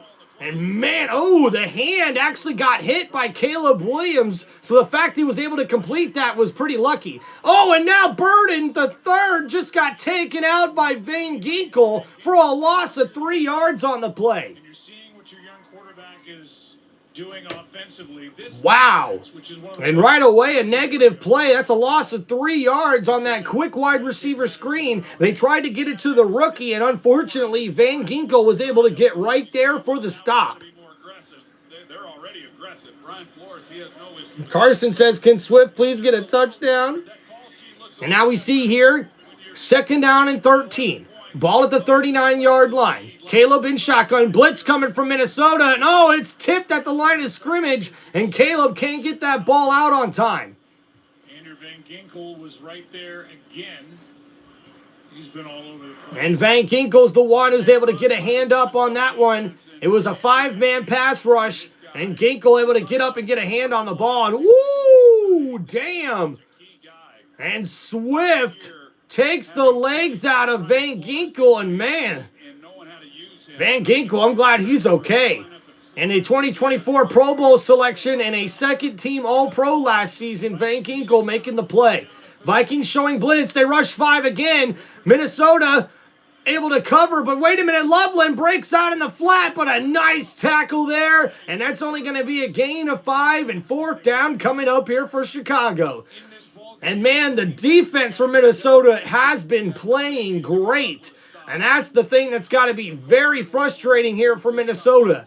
The young quarterback, J.J. McCarthy, not getting anything going here on offense, but the defense here for the Vikings has played pretty damn well for the most part. And Colston Loveland, he's going to get plenty of opportunities. Had a nice career at Michigan. What's up, Logan? And he's going to be a good player. And here we go now, 4th and 9 for Chicago. Taylor to punt. Oh, and Taylor just got the punt off, and whoa. We'll see a return here from Price. Number 4 makes the cut inside, and he gets it up close to the 24-yard line here. 18-yard return after a 51-yard punt. As we check in, Casey, what's up, man? No, Casey, we're doing the football season now. I do have Monday Night Raw on in the background, so I've been checking that out every now and then. I did see that we'll see AJ Lee and CM Punk battle against Becky Lynch and Seth Rollins. Talk about the battle of married couples, right? Dude, Miller, appreciate you, dog. Hell yeah, one of my favorite jerseys, dude. Bobby Boucher, man. It was like one of my favorite Christmas gifts back in the day. I love this jersey, dude. And hey, you know, someone wearing number 9, so I figured, hey, good opportunity to wear it. You know, you got the orange a little bit for Chicago as well. You know, I was picking the Vikings in this game, but it looks like Chicago right now is the team to beat. So we'll see what happens here coming up in the rest of the second half. What's up, Martinez? How you doing, man? Yeah, Carson's a Bengals fan, Logan. Yeah, if you're a Bengals fan right now, you have got to be counting your lucky stars about what happened against the Browns, because the Browns should have won that game, man. What a game. James says my team is brown. Oh, man. Too funny, dude. Too funny. Yeah, Casey, the Raiders did beat the Patriots. Not a bad win there for the Raiders. They look pretty good, especially on defense.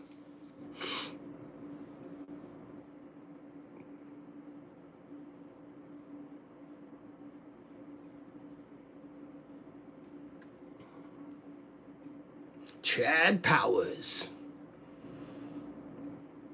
No way, Martinez. We got a Chippewa fan? A Michigan Chippewa fan. Central Michigan? No way.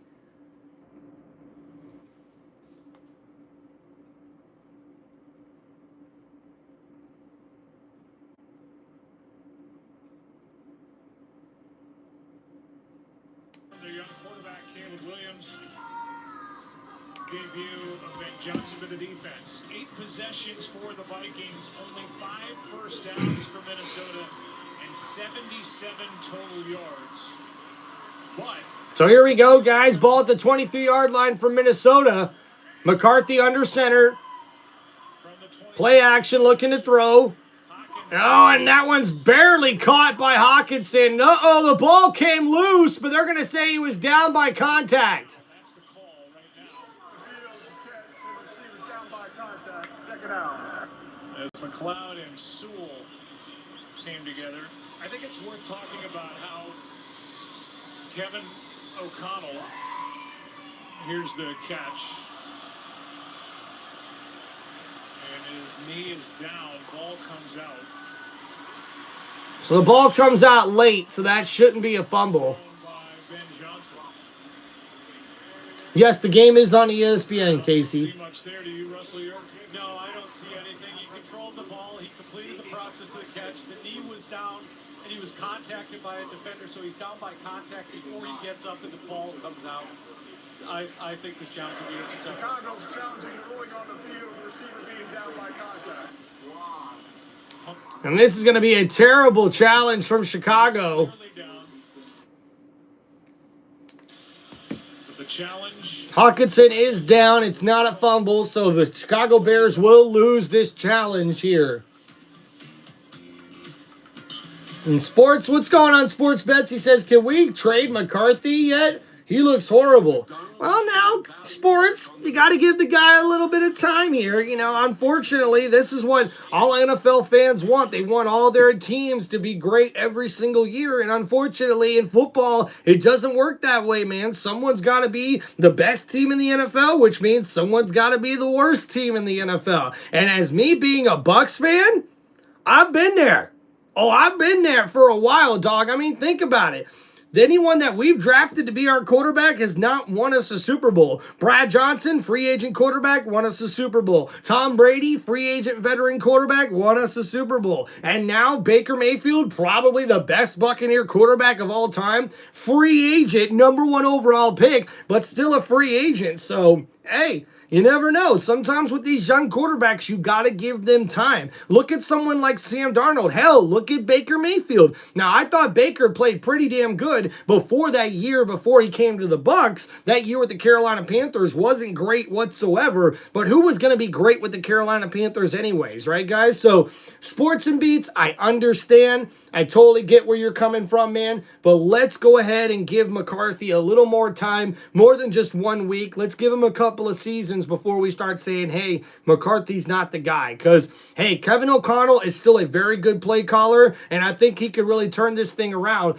Plus, the Minnesota Vikings defense is good. They're playing pretty damn good football here, so if the Vikings can just get a little bit better on offense, they'll be competitors this season, but they've got to get more consistent at running the football. I don't know why they're not running the football more so and better in this game, because that's just going to take pressure off McCarthy and set up the play action, but I got to be honest with you. I think the play calling's been a little suspect here in this matchup here with the Minnesota Vikings on Monday Night Football.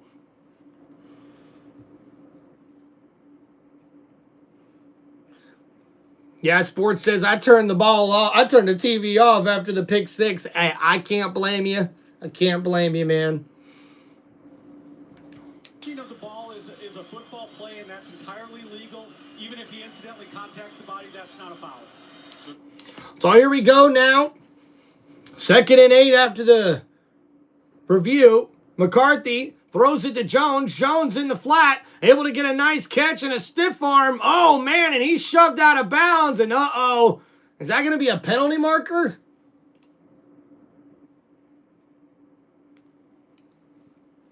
I thought that could have been a late hit out of bounds or a shove out of bounds there, but no flag.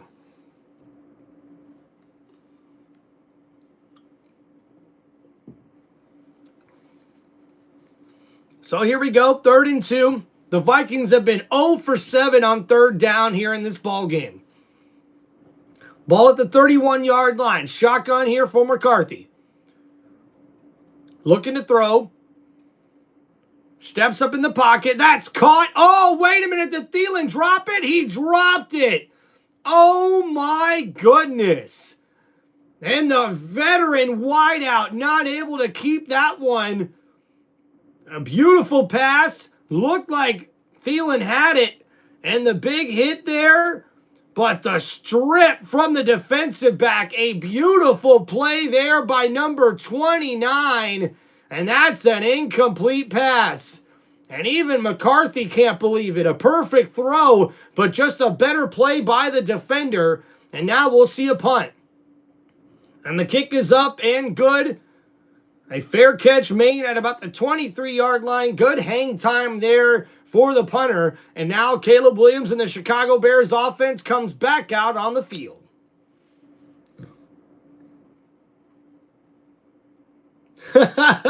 Lemons in the chat says, why is Thielen my flex?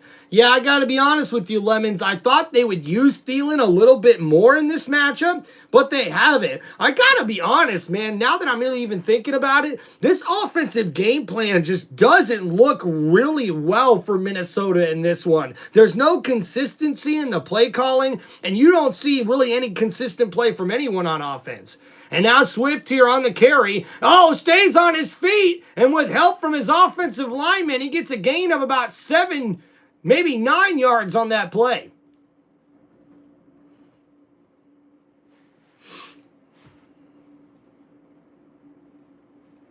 Yeah, right now, Jets ain't doing too well either. Only a couple of targets and I believe 1 catch thus far.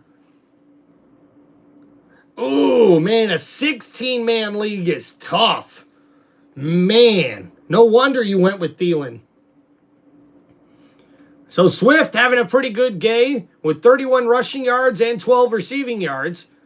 So play action here for Caleb on 2nd and 1. Looking to throw, dumps it off to his running back. That's actually DJ Moore coming out of the backfield. And Moore able to take that one for a nice gain and a first down.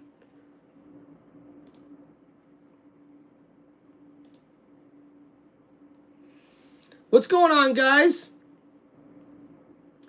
So, Colts, right now the issue is probably just the play calling in general. I mean, J.J. McCarthy's not playing his best here, but the play calling for me from Minnesota has been very inconsistent. Bears fan here, my favorite NFL team. I'm from Illinois. Well, Sebastian, welcome. Your Chicago Bears are looking very, very good. And now we got a receiver in motion. Caleb, a nice toss play to Swift. Swift up the middle, and a nice gain there of about 3 or 4 yards on the play. And Caleb Williams, the quarterback, has looked pretty good here. But you see, he's still holding the ball for a long time. Although there are some plays here where he's trying to get it out quicker, he's got to be able to find his receivers a little bit quicker than what he's been able to do here thus far. So here we go. Play action. Caleb looking to throw. Blitz coming from Minnesota. They're right there. Caleb scrambling to the right. Man, there he goes. And he gets away and gets up past the 50-yard line. And first down, Chicago. And Caleb Williams has really been showing off the legs here in this game. He's really had to evade the pass rush a whole lot here in this one. Minnesota Vikings pass rush has been tremendous. But unfortunately here, Cashman and the rest of the defense can't get to Caleb. And Caleb's able to take that one with his speed. And he's getting past the 50-yard line. Yeah, Colts, Pacers, I understand, man. I don't know what Kevin O'Connell's thinking right now. Bears aren't impressing me at all. 10 points from their offense, and the Vikings are leaving up big windows. Yeah, Lemons, I got to be honest with you, man.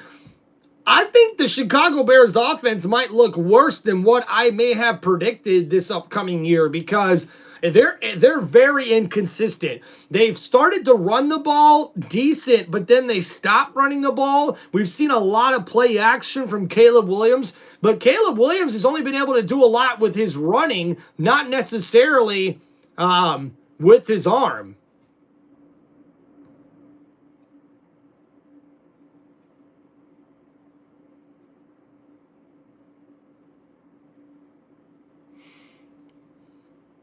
So Cashman, the linebacker, heading to the trainer's booth here. Hopefully he's okay.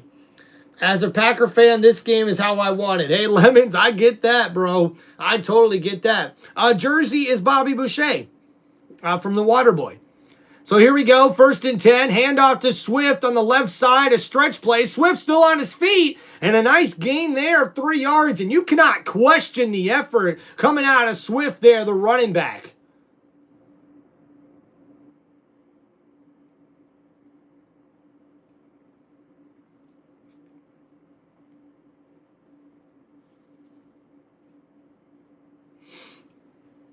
What's up, Davis? Get down, Blake, says Sports Bets. Hell yeah. All right, here we go, guys. 2nd down and 8 for Chicago. Caleb under center, ball at the 47-yard line. And another handoff here for Swift. Swift, a nice cutback. He's got a hole, and the 1st down and more. Up to the 35 and down at the 34-yard line. 1st down, Chicago. And that's a gain of 12, one of the longest runs of the day for DeAndre Swift. He takes the counter here on this play up the middle, bounces back from the right side to the left side, and the hole is wide open on the left side of the defense, and he's able to take that for a 12-yard gain. The back, obviously, that Ben Johnson's very familiar with. Dude, and Mbuka was so good yesterday, man. Thank you, Tay.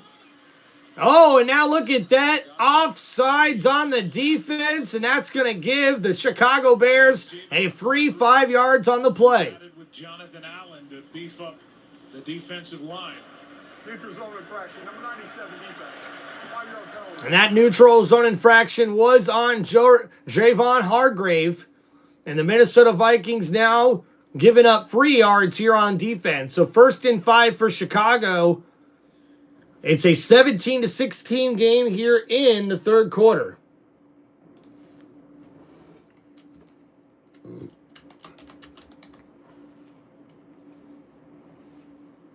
Oh my gosh, dude. Now a handoff here to Swift, the stretch play. Oh, and he's met at the line of scrimmage, but Swift just trucked over a defender and had to be tackled by 3 guys. And a first down for Swift.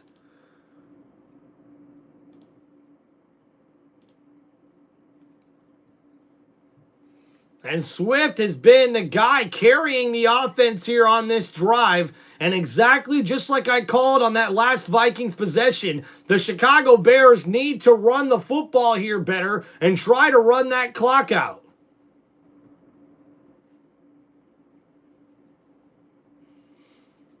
So we see here 1st and 10 for Chicago. Ball at the 24-yard line, play action. Caleb Williams, plenty of time to throw. Dumps it off to his running back, Swift. Swift on the left side's got the first down, and he's down at the 11-yard line. But there is a penalty flag on the play. Dude, Tay Davis, another freaking Tampa Bay Bucks fan? Let's go. And that's going to be holding on the offense. Darrell Wright. Number 58 is the one called for the holding. And the right tackle there on the right side as we see the replay. What? How is that holding? The offensive lineman hit his arms and he fell to the ground and the lineman held him on the ground. There wasn't a holding there. What kind of bullshit call was that? So now 1st and 20 after that phantom holding call. And now Caleb looking to throw it. Oh, too high for his intended target. The tight end commit.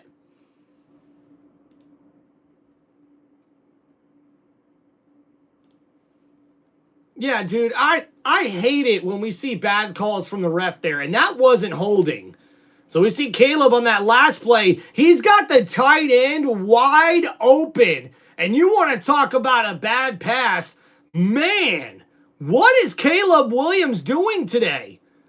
I'm not going to lie, guys. If this is my future quarterback, I'm not really looking forward to this guy.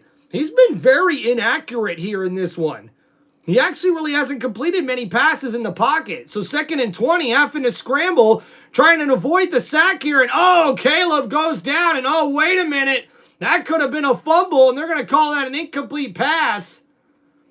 Did Caleb get rid of that? Man, Williams just tried to throw it away before he landed on the ground. And there is a penalty marker on the play, and this could be intentional grounding. Flag is down. Here is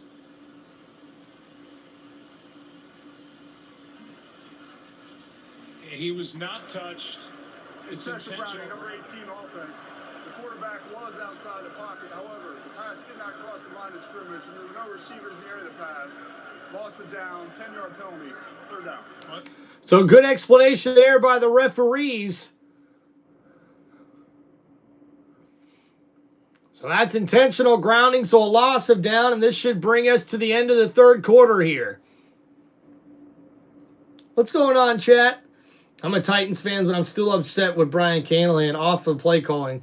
Yeah, that offense did not look good for Tennessee. They did not look good. So we see here Caleb Williams completes a pass to number 14, and he's breaking tackles, but that's not going to mean much on 3rd and 30. And now at the end of the third quarter, we'll see if the Chicago Bears are going to try a long field goal or if they'll try to punt it back to Minnesota here. But at the end of the third, the Chicago Bears lead 17-6 over the Vikings.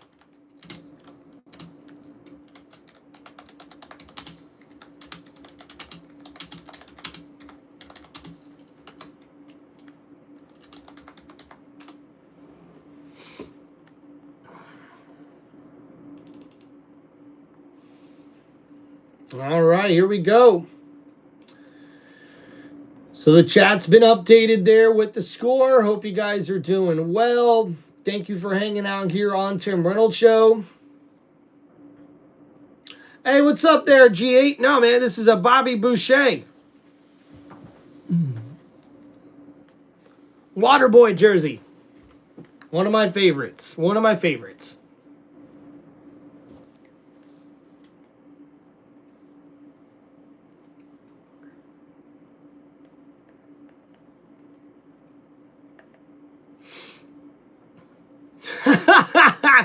John Connor says Chicago still has a team. Yeah, no, they're not leaving Chicago. They're actually supposed to get a new stadium, which is actually kind of sad, to be honest with you, because I would have really liked to see Chicago stay at Soldier Field and them sort of like, revamp that a little bit, But, yeah, unfortunately, they're not going to do that. They're going to go move 26 miles inland and sort of make like a big complex around their new stadium, which I guess I can't blame them, you know what I mean? So, yeah, Casey. So, honestly, what's going on with the Vikings is a couple of different things here, okay? One, they're not having balance on offense. They're not really running the football very well, and McCarthy's struggling to throw the football a little bit. But that offensive line is playing terrible. They are not giving him proper protection. This defensive line for Chicago has been very disruptive throughout this game here. And I really do think that the play calling here also has been a little suspect for Minnesota. I think Kevin O'Connell, honestly, I think he could have called better plays here. I really do. I think he could have found a way to be a little bit more consistent when it comes to the play calling here for the quarterback, J.J. McCarthy.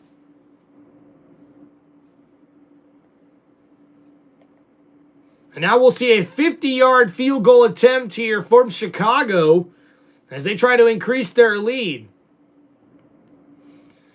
The kick is up, and it is no good. And that's a bad sign if you're Chicago. Minnesota has done nothing on offense. Nothing. And guys, it's only an 11-point game. It's only an 11-point game. I know that's 2 possessions, but after that missed kick, guys, this is ridiculous. Yeah, Casey, you're welcome. Hell yeah. Thank you for the question. Yeah, what's up, One Easy Money? Yeah, I hope you heard that explanation, man. I am not impressed with what's going on with either one of these offenses. I got to be honest with you guys. I think at the end of the year, this might be 2 of the worst offenses in the league. But we'll have to see what happens. But now, excellent field position here for the Vikings. J.J. McCarthy under center. Shefty, it's always just good to just get back to work, guys. So now here we go, under center. McCarthy hands it off to Mason. Mason up the middle, and he breaks the tackle, and he's still on his feet, and the offensive line gets him a couple yards, a gain of 7 on the play. Right about now, but that's Jake Reed, Chris Carter holding up your jersey. Randy, what was it like to feel all that love and support during your cancer fight? Man, just thanking my brothers. Just, we made a pack my rookie year. We became 3 deep with 3 great wide receivers making it happen, and just seeing the tribute on Monday night. Here we go now. J.J. McCarthy, 2nd down and 3. Ball at the 47. Handoff here to Mason. Mason breaks the tackle. That's the 1st down at the 40, at the 35, and he's tackled down at the 34-yard line. And the Minnesota Vikings are driving down the field. And Vikings fans, do not leave your television, because if last night showed us anything, that we are not calling this game over until it is over. And I tell you what, if the Vikings get a touchdown here, they are right back in this game with pick 6 and everything else happening here, folks. So here we go after that big game. Ball at the 35-yard line here for the Vikings. McCarthy, play action, looking to throws, got time, throws.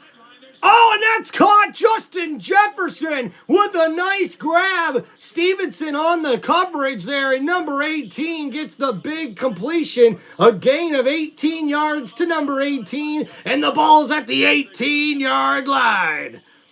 And after that big gain of 18 yards from Mason on that run to the 35, now we see J.J. McCarthy deliver a big throw to the outside to Justin Jefferson. Ball now on the 18-yard line of Chicago. And it's first down inside the red zone for the Vikings. 2 catches for 21 yards for Justin Jefferson. And now McCarthy under center. Hands it off. Mason on the left side. Breaks a tackle, and he's inside the 15-yard line. Tackled down at the 13. And that's an excellent run. Mason looks like the big starting running back here for the Vikings.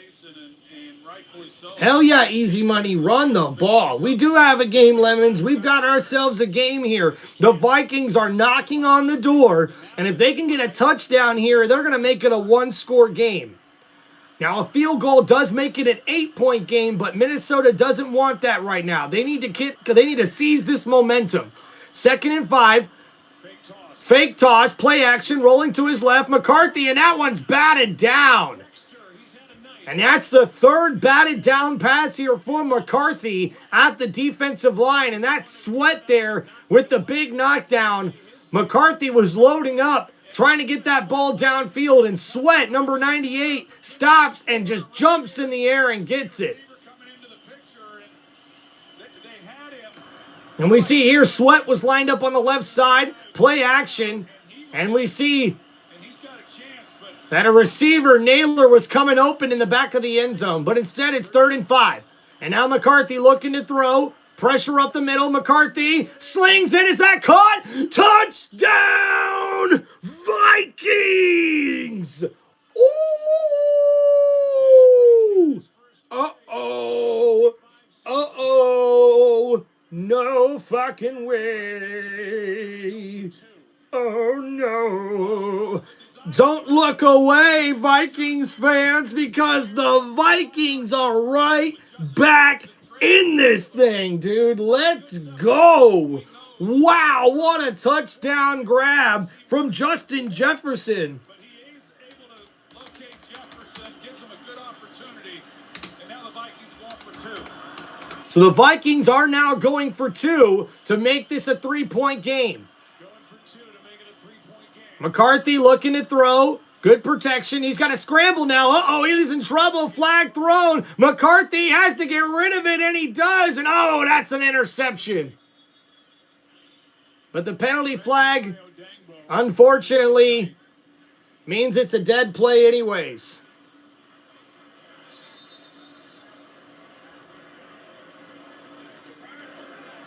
Illegal use of hands in the face, number 55. Uh-oh! And there'll be a retry here. That penalty was on the defense, and you know head coach Johnson does not like that. And that is the correct call. Illegal hands to the face, up underneath the chin, choking the defender, or I should say the offensive lineman there.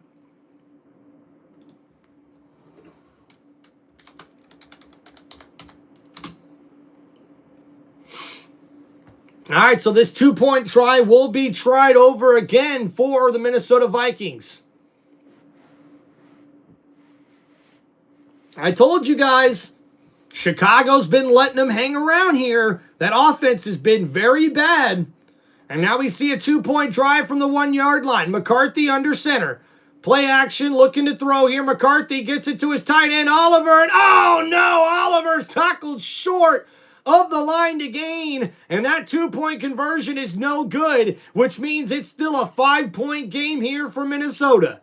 12-17 here in the 4th quarter.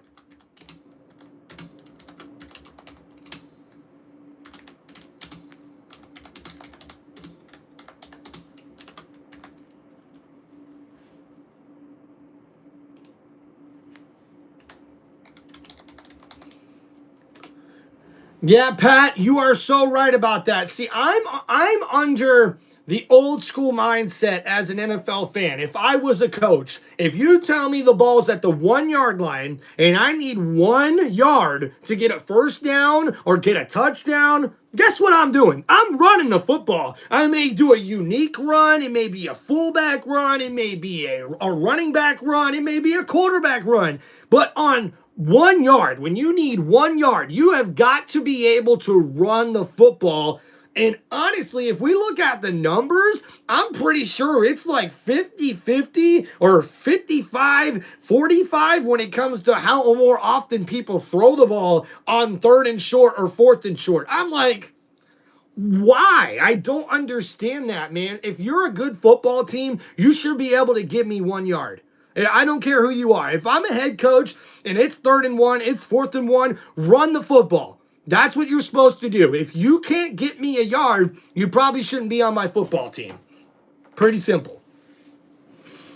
Hell yeah, guys. What an incredible drive there for the Minnesota Vikings. And we'll go over that last drive here for you guys on Tim Reynolds Show.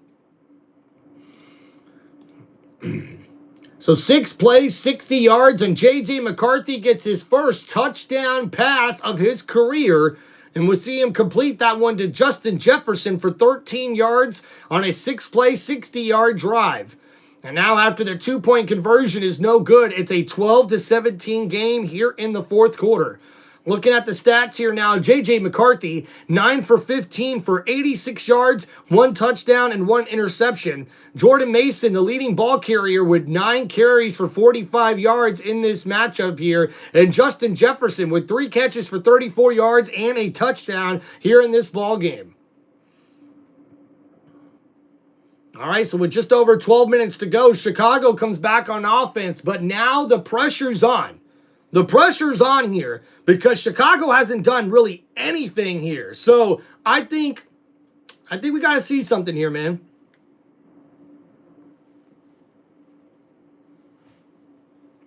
Thank you, Carson. You're cool, dude.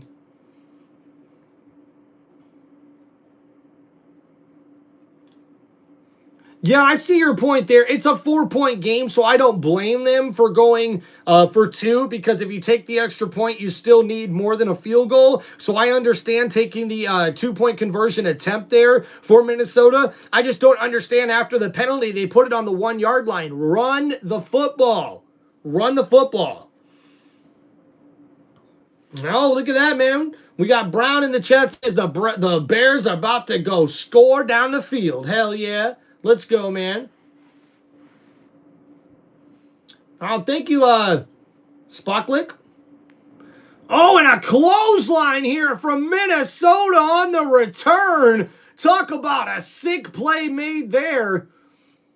And now we're looking at the 2-point conversion here again. Oliver was the tight end who comes from the right side to the left side of the field. And McCarthy read that the whole way, but number 36 was able to make a big play on the ball there, on the ball carrier, I should say, and Oliver was not able to get nothing going.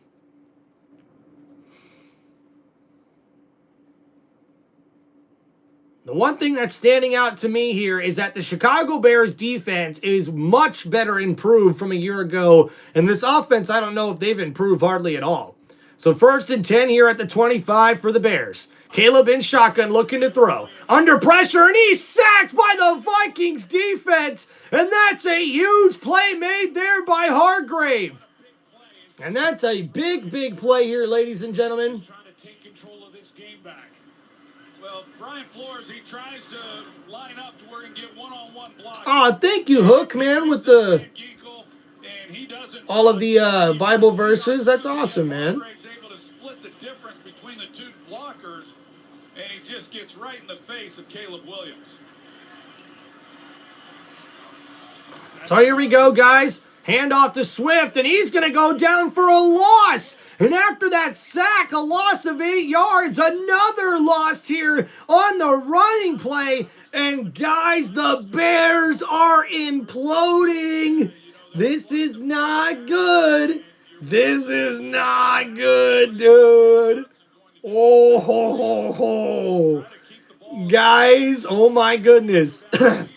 So, about 11 minutes to go here, just under 11 minutes to go in the 4th quarter. 3rd and 19 from the 16-yard line. Caleb Williams here puts a man in motion in shotgun. Quick throw out. What a terrible throw. What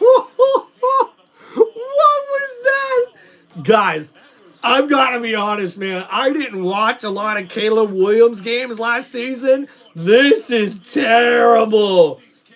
You should have seen that throw. Caleb practically threw that wide receiver screen to the defender. That pass was so bad. Wow, dude.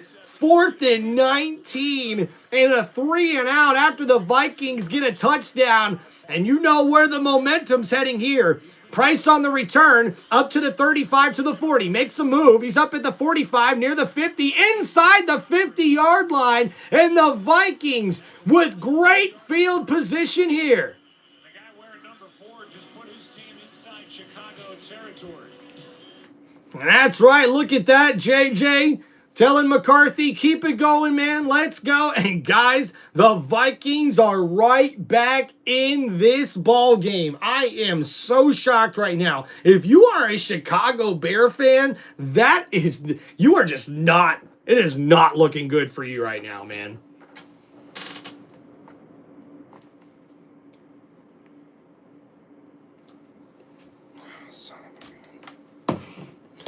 All right, guys, so we'll look over here the last couple of drives. Obviously, Chicago goes 3-and-out. The Vikings get a big sack here. That's a very, very big play made for them there. The Vikings get the quick 3-and-out. And now we'll see the offense come back out on the field. Just over 10.5 minutes remaining here in the fourth quarter. And I think we're about to see the Vikings take a big lead here, guys. All right. Thank you guys for hanging out here on the channel. Please don't forget, guys, to hit that like button. Subscribe to Tim Reynolds Show. We are on the road to 2,000 subscribers here on the channel. Let's make it happen, guys. Thank you so much. We're already up to 44 likes on the live stream. I really do appreciate this, guys. All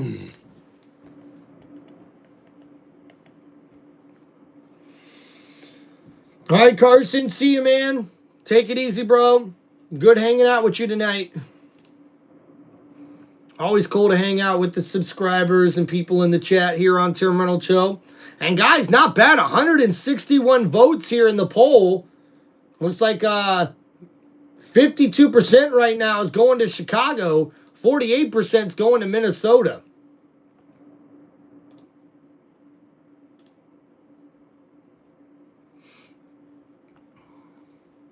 All right, guys. Please don't forget to hit that like button, subscribe to the channel. We're just waiting to get back here from commercial break. If you guys have any football questions, please let me know in the chat. I'd be happy to answer them for you guys. And please make sure you guys go check out my memberships. Those are now live on my YouTube channel. If you guys feel interested in signing up for one of those, please do. I really appreciate all the love and support here, guys. Thank you. So here we go. Minnesota now 1st and 10. An excellent field position here. And that last drive was better than all the combined drives they had up into that point. So here we go. 50-yard line for Minnesota. McCarthy under center. And the handoff here to Aaron Jones. Jones busts it out to the right side, and a nice run there. And that looks like a gain of 9 yards, and it is. And Aaron Jones showing off the wheels here. 2nd down and 1.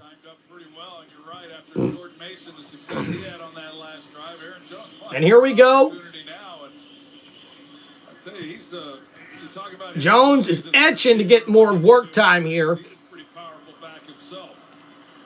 And now we see here 2nd down and 1. 10 minutes to go in the fourth quarter.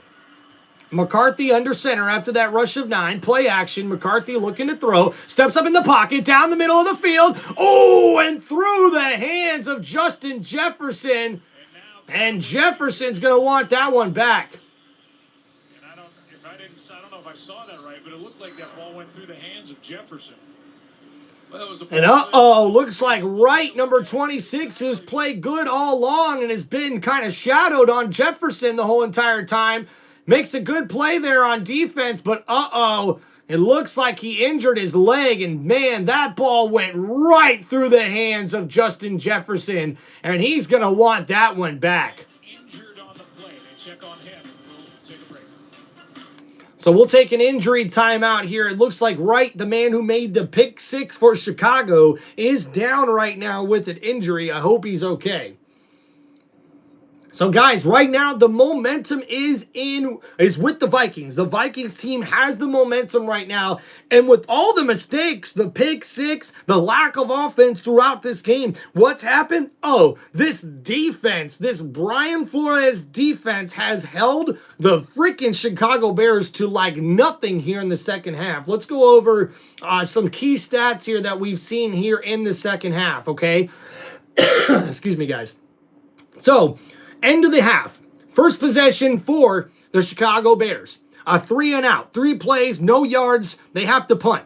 Then we see, excuse me, the pick six on the next play, on the next possession there for the Vikings. So the pick six and then a quick 3 and out for Minnesota. Then the Chicago Bears get the ball back for their second possession in the second half. 5 plays, 23 yards. They have to punt once again. Then they Chicago gets the ball back again. 11 plays, 44 yards, and a missed field goal, which is going to be crucial right now for Chicago. And then on the next drive, the Minnesota Vikings get their stuff together. 6 plays, 60 yards, and the touchdown to Justin Jefferson. And once again, Chicago, 3 plays, -9 yards, and they have to punt again. Guys, every possession besides one in the second half has been a 3 and out for Chicago for the most part. This is not good, guys.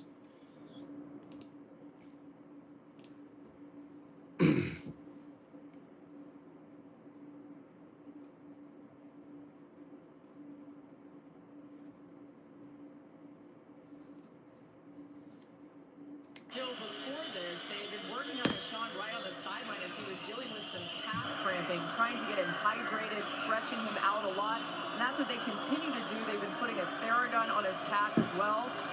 And wow, Nashawn Wright with the pick six is 6'4". Talk about a lengthy guy at corner. So third and 1 here for Minnesota. Under center, McCarthy, play action, looking to throw here.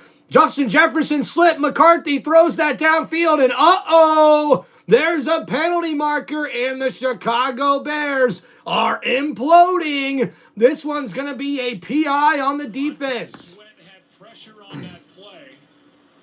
This is not good, ladies and gentlemen. Not good at all.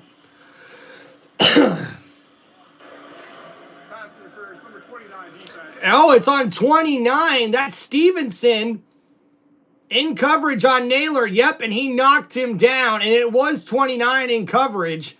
And, man, that is a terrible, terrible penalty to commit there by Chicago. A little ticky-tacky, though. Yes, he touches him, and there's some slight contact, but I don't think it's a significant hindrance of his ability to catch the pass. I wish they'd have gotten together on that one and picked it up.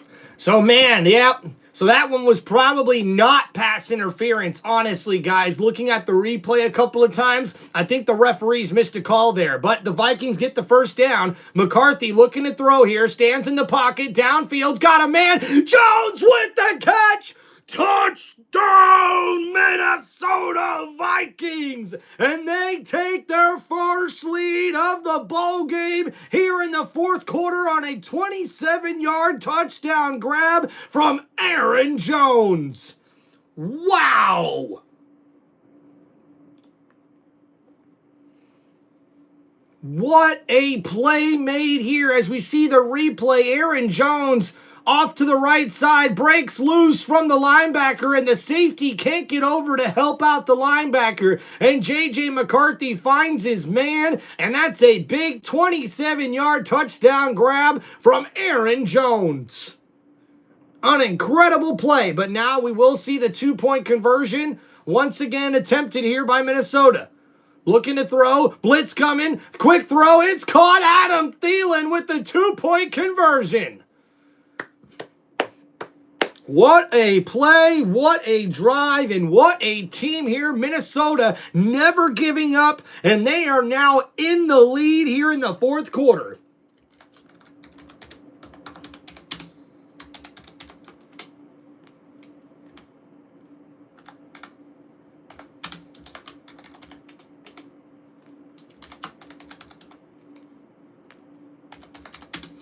And J.J. McCarthy looking clutch here, guys. And now the Vikings have a lead over the Chicago Bears, 20-17 in the fourth quarter.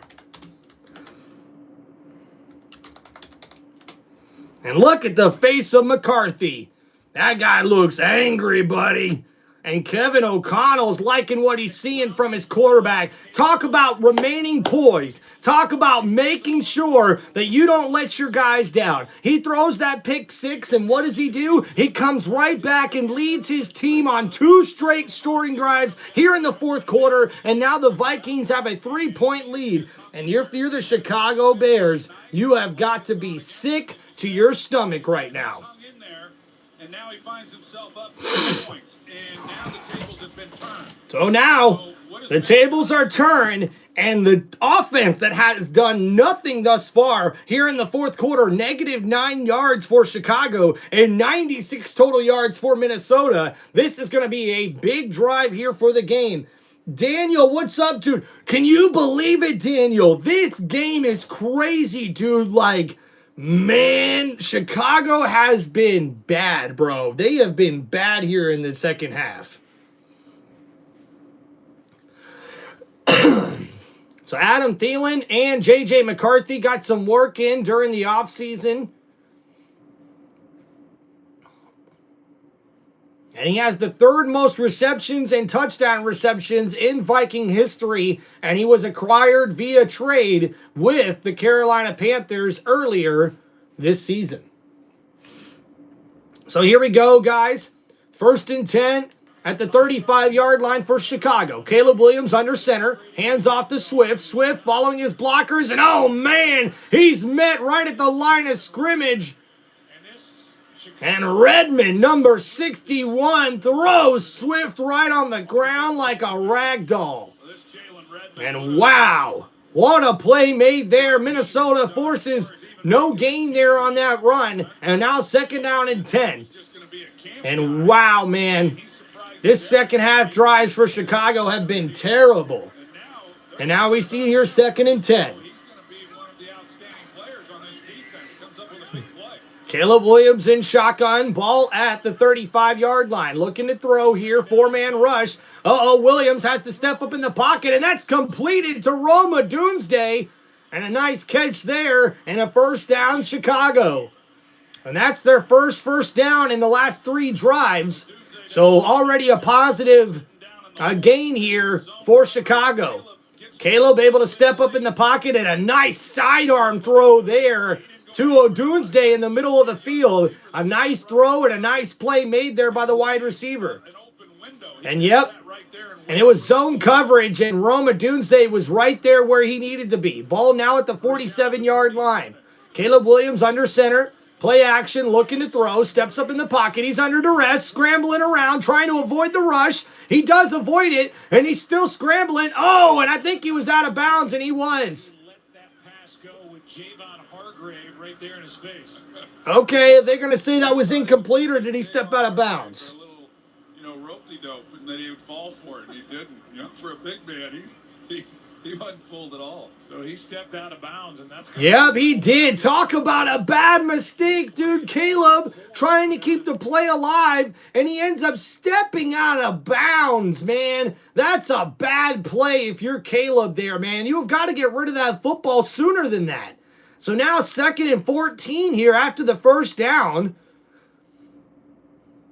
Vikings are showing blitz, and they rush 4. Caleb looking to throw. Good protection. Oh, and O'Doomsday can't bring that one in. The throw a little high, but where it needed to be. So a nice throw there from Caleb Williams, but O'Doomsday cannot bring that one in. As we see here on the replay, number 15 lined up on the right side. He's going to be one-on-one with Rodgers. It's a zone coverage here. So he's right in between 2 corners, and that's a nice throw over the cornerback Rodgers. But Roma Doomsday just can't make a play on the ball and get up to catch that one. So now 3rd down, and it's a huge 3rd down here for Chicago. This could be the biggest play of the game for Chicago here. 3rd and 14. Ball on the 47. Blitz coming from Minnesota. A quick throw, and oh my goodness! Guys, again, that was such a bad throw. What is going on here? He started to bring more pressure, and he's And we see the pressure getting to Caleb, but he got rid of that ball in plenty of time. But what an inaccurate throw from Caleb. Is he smiling about that? now they're going to be relying on their own defense to come up with What the fuck was that? Caleb Williams is smiling about missing that throw. Guys, in this second half, Caleb Williams has had some of the worst throws I have seen an NFL quarterback make. And the punt's blocked! The punt's blocked on special teams! The Vikings get some more momentum here. And talk about an excellent play. That's what I'm talking about, baby. And the momentum is all on the side of the Minnesota Vikings here. And that blocked punt by Wilson, number 55, is going to give them even more momentum. As we see here on the replay, Taylor had plenty of time. Regular kick there, but Wilson just made a great play and got a hand on the ball. What's going on, guys? Thanks for hanging out here on TimReynoldsShow. Please don't forget, guys, to hit that like button and subscribe to the channel. Look at that, guys. Got over 50 people in the chat. Let's go. Come on. Guys, we are on the road to 2,000 subscribers, so please make sure you guys subscribe to the channel. So here we go now. 1st and 10 for the Vikings at the 32-yard line. After that blocked punt. Mason in the backfield. He'll take the handoff up the middle. Oh, he bounces to the right side. He's got a hole. And a first down and at the 45 and the 50. And he's tackled down at the 47-yard line. First down, Vikings. And Mason, Jordan Mason, has been balling here in the second half. And the run game is really what's opened up the offense here for Minnesota. And we see the handoff here from Mason. He bounces it out to the right and then back on the inside to the left. And what a play made there by Mason. That's a big gain on that run. And that's a gain of 20 yards on the play. 1st and 10 at the 49-yard line. And now another handoff to Mason. Oh, but he's met right at the line of scrimmage. No gain on that play. And the Bears defense comes up big on that one. So we're approaching about 6 minutes to go here in the fourth quarter. The Vikings have their first lead of the game, 20-17, and they're marching down the field to try to increase that lead. And on their first 9 drives tonight, 2.9 yards per rush. On the last 2 drives, almost 10 yards per rush for Minnesota. So here we go, 2nd down and 10. Adam Thielen in motion. JJ looking to throw here. Steps up in the pocket. Delivers TJ Hawkinson with a big grab. And he's going to be tackled down just a yard shy of the first down. And a nice gain for 9 yards there. A good throw from JJ McCarthy. Able to put it on the outside part of the receiver near the sideline where only he could catch it. And a nice grab there by Hawkinson. And man, I cannot say enough about what J.J. McCarthy has been doing here in this second half, overcoming that pick 6, and now his team with the lead and a chance to win this ball game. I'm pretty sure nobody's seen that at the halftime here for Minnesota. And now here we go, under center. Handoff here, up the middle. Aaron Jones with another nice run, and that's going to be a first down, Minnesota. Continues, and that'll take it under 5 minutes to play here at Soldier Field. And I would think. And if you're Minnesota here, you need to milk this clock for all it's worth here. And with how good they're running the football, keep handing the ball off. Guys, the Bears have -1 yard in the fourth quarter, and the Vikings have 126 yards in the fourth quarter. What a dominating performance here in clutch time for the Vikings. And now 1st and 10 for Minnesota. J.J. McCarthy under center, ball at the 38-yard line. Another handoff here. Jones has got a hole, and a nice run there, a gain of about 5 yards. And we'll see where they mark it here. 2nd down coming up for Minnesota. Grew up in the suburbs of Chicago, LaGrange Park. And J.J. McCarthy, who grew up in Chicago, his first career game as an NFL pro quarterback is in Chicago. Talk about things coming full circle for the Michigan Wolverines national champion quarterback. So here we go, guys. Under 4 minutes to go. Ball at the 34-yard line for Minnesota. McCarthy under center. Play action. McCarthy looking for a man. Gets it to his running back, Jones. Jones, ooh, not able to stay in bounds. He would have had a bigger gain there, but gets just enough for the first down, Minnesota. But he gets out of bounds, so that will stop the clock there. McCarthy probably got that ball a little late to Jones on that play, and Jones tapping his chest. He knows he should have tried to stay in bounds on that play, but McCarthy probably could have gotten the ball a little bit sooner. And we see there Aaron Jones tight ropes the sideline and gets a nice gain there on that play. So first down here, Minnesota. Now ball at the 23-yard line. Under center, McCarthy. Mason in the backfield.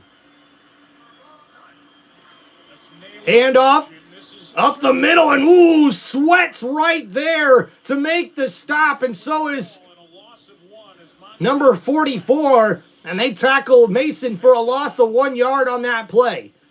So now, second down and long coming up for the Vikings, and we're approaching under 3 minutes to go here, and wow, man, Sweat able to blow past 2 blockers to get back there for that loss. Thank you guys for hanging out on the channel. Please make sure you hit that like button and subscribe to Tim Reynolds Show. And here we go, guys. 2nd and 11 for the Vikings. In shotgun, ball at the 24-yard line, looking to throw. McCarthy completed to Jefferson. A nice screen pass. Makes a man miss, and he's close to another first down for Minnesota. And ladies and gentlemen, we're under 3 minutes to go here in the fourth quarter, and the Vikings are knocking on the door of the red zone. And guys, the Bears could run out of time. And now we see here a big change in momentum. And I wonder if the Vikings are going to be able to get the first down here or score. You have to think if the Vikings score a touchdown here, this ball game could be over. A 2-score game with less than 3 minutes remaining? I don't know. We've seen crazier things happen, but this is crazy, guys. And I'm telling you right now, if any NFL analysis, any former NFL quarterback or former NFL player that knows how to study tape looks at the tape for Caleb Williams in this game, guys, I don't know if Caleb Williams is a capable starting quarterback in the NFL. And that's tough to say. It may be too early to say that, but there was a lot of missed throws here for Caleb. So here we go, 3rd and 1 for the Vikings. McCarthy's in shotgun. Handoff, no. McCarthy keeps it, quarterback run, and McCarthy's going to make it into the end zone. Touchdown, Vikings. Holy shit. No effing way. And a 14-yard TD run from J.J. McCarthy may have just put this game away. And J.J. McCarthy takes it into the end zone. Wow. What a turn of events here for the Minnesota Vikings. And Deo was the one on the outside that was supposed to contain the quarterback, and instead he bites on the run, and JJ makes him pay. And McCarthy gets in the end zone, and Viking fans have to be losing their minds right now. Wow.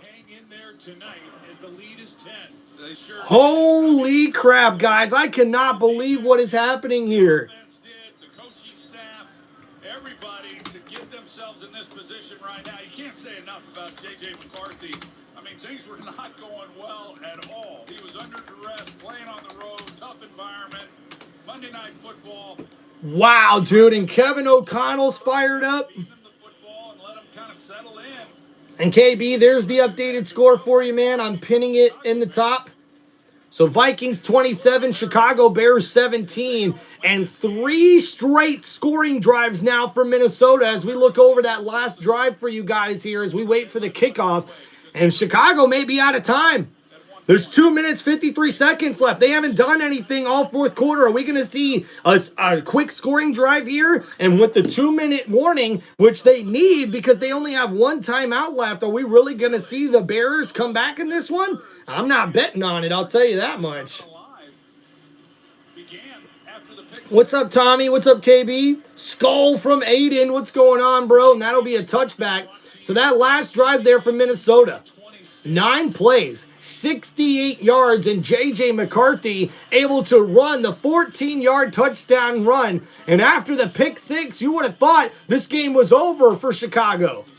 And you look, McCarthy there takes responsibility for that. And then the nice throw for the first touchdown of the game for Minnesota. And another beautiful throw to Aaron Jones. And then J.J. McCarthy, Mr. Clutch, able to make it into the end zone to give the Vikings a 10-point lead late in this ball game. So here we go. Caleb Williams in shotgun here for the Bears. Ball at the 35-yard line. Caleb looking to throw. Downfield. Oh, and he's got a man. Did Komet make that catch? He did. And the biggest play of the game for Chicago gets them a big gain here. And that gain there, a big catch, a diving catch there from Komet, a gain of 31 yards. And now Williams looking to throw again. He's got a man wide open. And oh, he overthrew DJ Moore, and that probably would have been a touchdown.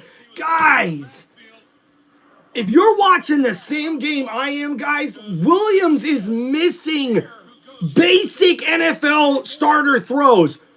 Moore is wide open, and he overthrows him. He doesn't see the corner sit on it, otherwise the ball comes up a lot quicker. There's the 31-yard catch by What the hell is going on here, man? And now it's 2nd down and 10 here for the Bears. Caleb's in shotgun. Ball on the 34-yard line. 4-man rush here for the Vikings. Throw, and that was another wobbly pass, and it's an overthrow. Swift was open in the flat, and if you throw it right on him, that's a catch all day. But what is going on, dude? And you see right on how much room there is. He was just late getting to it, and I think when he was late, then the ball sails on him instead of him making an accurate throw. But boy, that should have been an easy one. And then wow, dude. So now Caleb Williams here on 3rd and 10, and this could be the ball game here, folks. A 10-point lead from Minnesota. Caleb looking to throw. 5-man rush down the middle. Oh, and that's almost intercepted. And O'Doomsday was looking for a flag, and uh-oh, looks like he got one. And the flag comes in late. illegal contact. What's up, Jonesy? Prior to the pass, illegal contact, number 7, defense, 5-yard penalty, automatic first down. So illegal contact, not PI from number 7. So only a 5-yard penalty, but that's an automatic first down. So that is a bad penalty.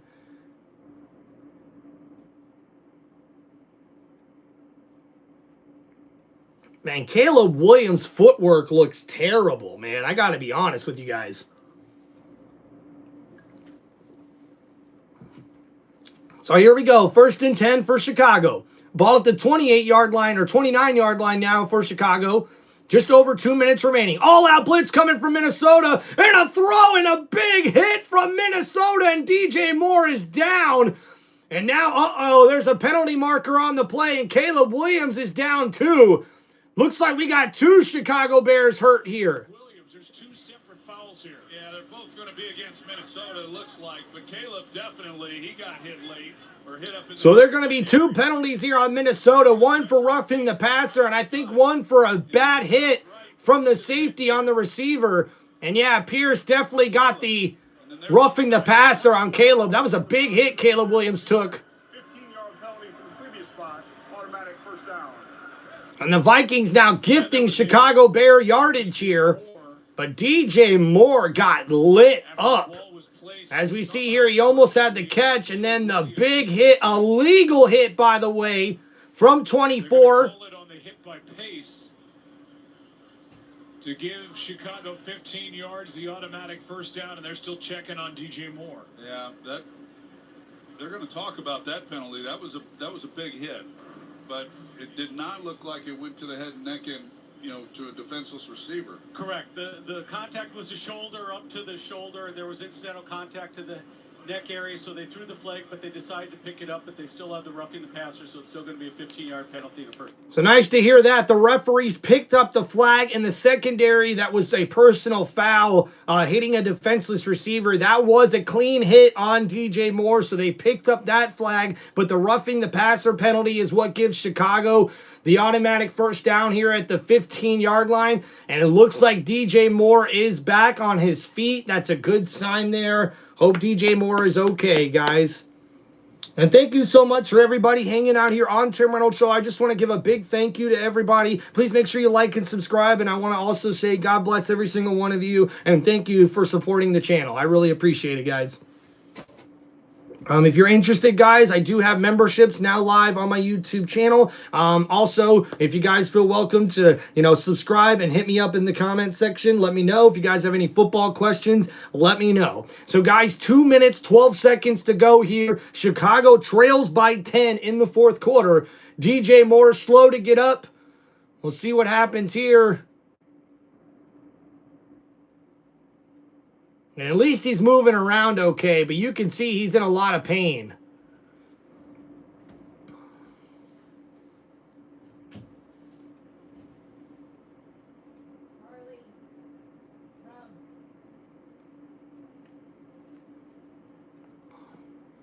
So here we go. Three receptions for 57 yards there for DJ Moore. Glad he's up, able to walk off the field.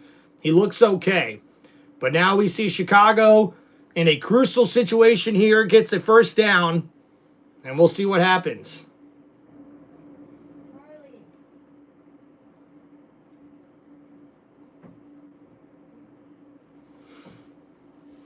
And the Bears offense has only had 3 points since the opening drive of the game. So now Caleb Williams is in shotgun. 2 minutes, 12 seconds to go here in this one. Ball at the 14-yard line. Caleb changes the play. Vikings are showing four-man rush here. And they do rush four. Vikings getting pressure. Caleb steps up in the pocket. He's going to run for it at the 10, at the 5, diving, and he's in the end zone. Are they going to give it to him? There's a flag on the play, though. And they're calling a touchdown for Caleb, but there is a penalty marker.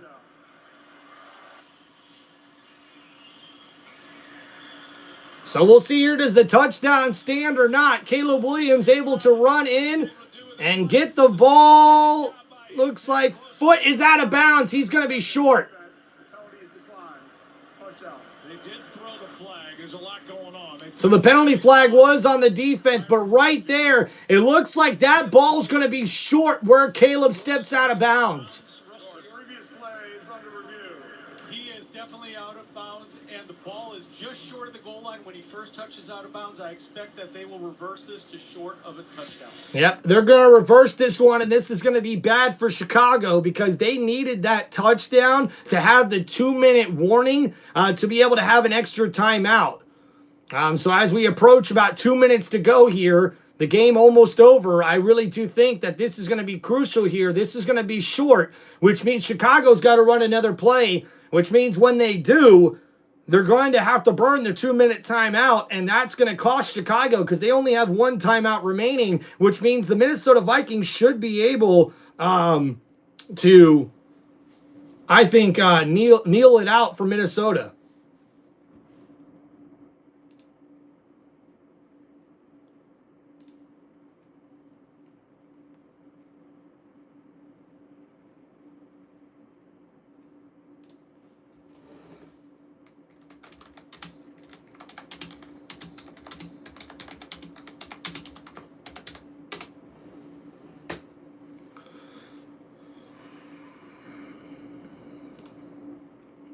So, wow, guys, what a crazy turn of events.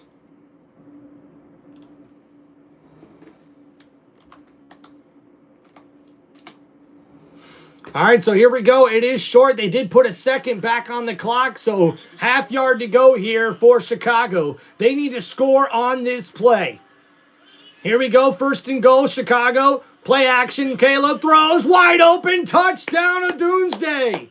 And Roma Doomsday gets the touchdown grab, and Caleb Williams gets his first touchdown pass of the season.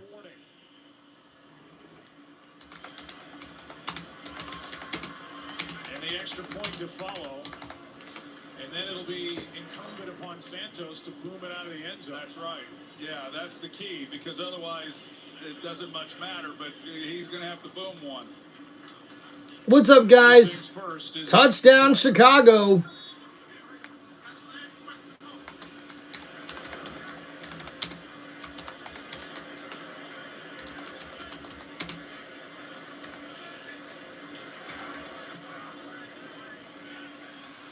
it's a 3-point game. The other option, Joe, is if he kicks it out of bounds. But those 2 seconds, they're precious.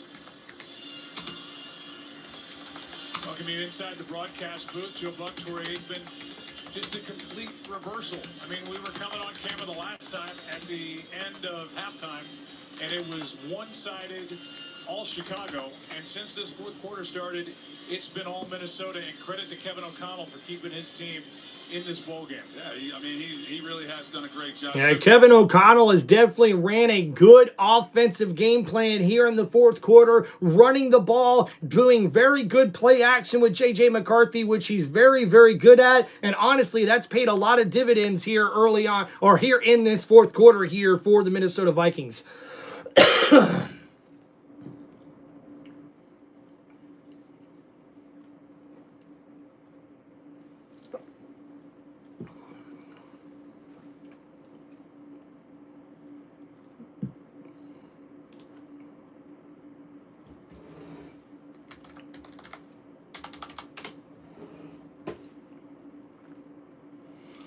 All right, so this is a big kickoff here.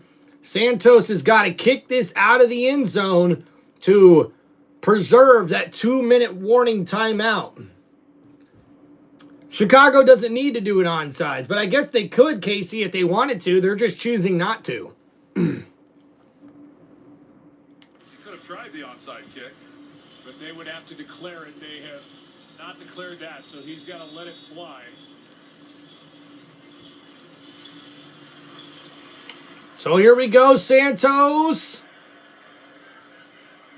And a decision by Ty Chandler, which is a good decision. Oh, wow. And Ty Chandler probably made the biggest football decision of his career. And he takes that out of the end zone. And with 1:55 to go, the Vikings should be able to kneel this one out. They may need a first down, though, with at least one timeout for Chicago. That would leave a few seconds on the clock if they just did a kneel down here. But, hey. And now we've reached the 2-minute warning, and, man, this is close. This is close.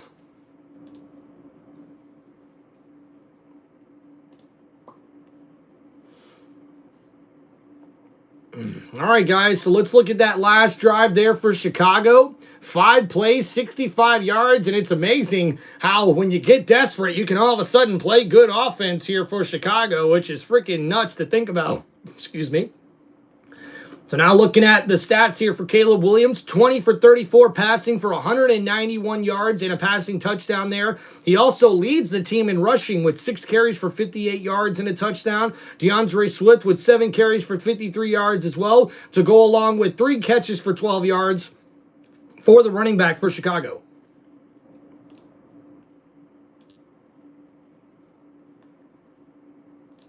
What's up, Scott, with the skull chant? Hell yeah.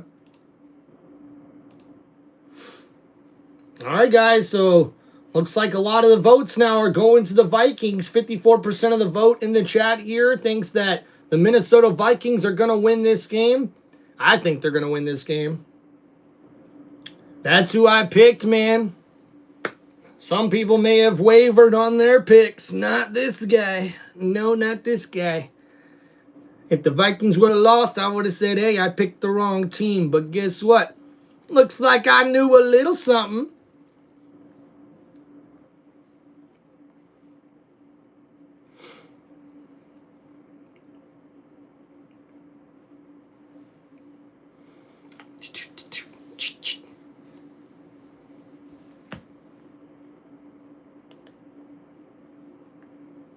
Team will it be? Will visit with Joe and Troy afterwards as well. This game, fellas, has changed dramatically in this second half. Look forward to talking to you when this is done. Yeah, I mean, we haven't seen a flip of a game script like this since, I don't know, last night. The Bills and the Ravens. Yeah, this game is really similar to the Bills and Ravens, and 21 points scored by Minnesota here in the fourth quarter. What a difference it's been. What's up, TCU? So here we go, guys. Only one timeout remaining for Chicago. Ball at the 26-yard line. McCarthy under center.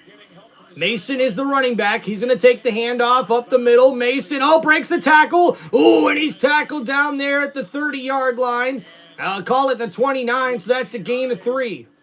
Of Chandler. He's checking with the sideline. And who does he find? Kevin O'Connell over on the sideline saying, come on out, Ty. We need to get this game clock under 2 minutes. That's pretty good. I just wonder if Kevin O'Connell told him before he went out, hey, you look to me if you catch this ball, and I'll tell you. All right, here we go. Minute 47 left to go. 2nd and 7 after Chicago uses their last timeout. Talk about these great games. Hey, look, see, the Vikings may not be the Ravens, but they played like the Buffalo Bills did last night. Holy smokes. Here we are again. And for Kevin O'Connell and his Vikings are involved in another one-score game. And here we go. They were 9-1. 2nd down and 7. Ball at the 29-yard line. McCarthy under center. 2nd down and 7. Handoff here, Mason. Oh, and a nice tackle there on the outside. No gain on the play. No gain on the play. It'll be 3rd down.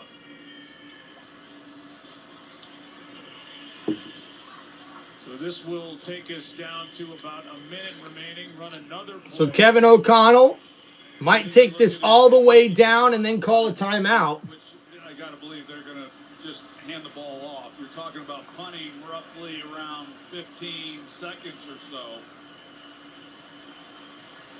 Yep, Kevin O'Connell's going to do exactly that. With 3 timeouts remaining, he'll take this all the way down to about a minute 3, minute 2 left. It appears we use one now. And that's what we got. A minute, 2 seconds left to go here for Chicago. With Kevin O'Connell, Yeesh. he talked about trying to get more physical. They went out in the offseason. This is nuts, guys. Thank you, everybody, for hanging out here on Tim Reynolds Show. Guys, we reached it to 55 likes on this live stream. That is unbelievable. We're still on the road to 2,000 subscribers, so make sure you guys subscribe to the channel. And thank you so much, guys, for hanging out here on Tim Reynolds Show, man. This has been a pretty incredible game thus far. Starting quarterback J.J. McCarthy. You know, especially considering what happened last year to end the season for the Vikings and when they got mauled. So here we go, guys. 84 rushing yards in the second half compared to only 35 in the first half, and that's been the real difference maker here in this one. See you later, Keith. Thanks for hanging out, man. All right, here we go. Vikings hand it off to Mason. Mason on the carry, and he's going to get a gain of about 3 yards, maybe 2 on the play.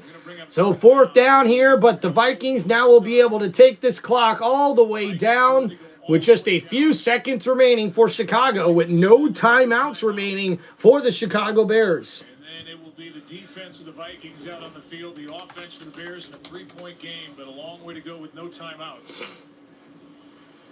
And just one note about McCarthy. J.J. McCarthy is now one of 2 players to throw multiple pass touchdowns in their debut. Oh, look at that. The second player in Vikings debut since Frank Tarkenton did it in 1961 to have 2 passing TDs on his opening night, his debut start. So a great game here for JJ. A 4th quarter that definitely was memorable, unlike the first 3 quarters. Holy smokes. What's up, man? We got another Packers fan in the chat. Let's go. Hey, dude, anytime the Bears are doing something bad, the Packers fans are not far behind, are they? That's awesome, man. The Bears suck.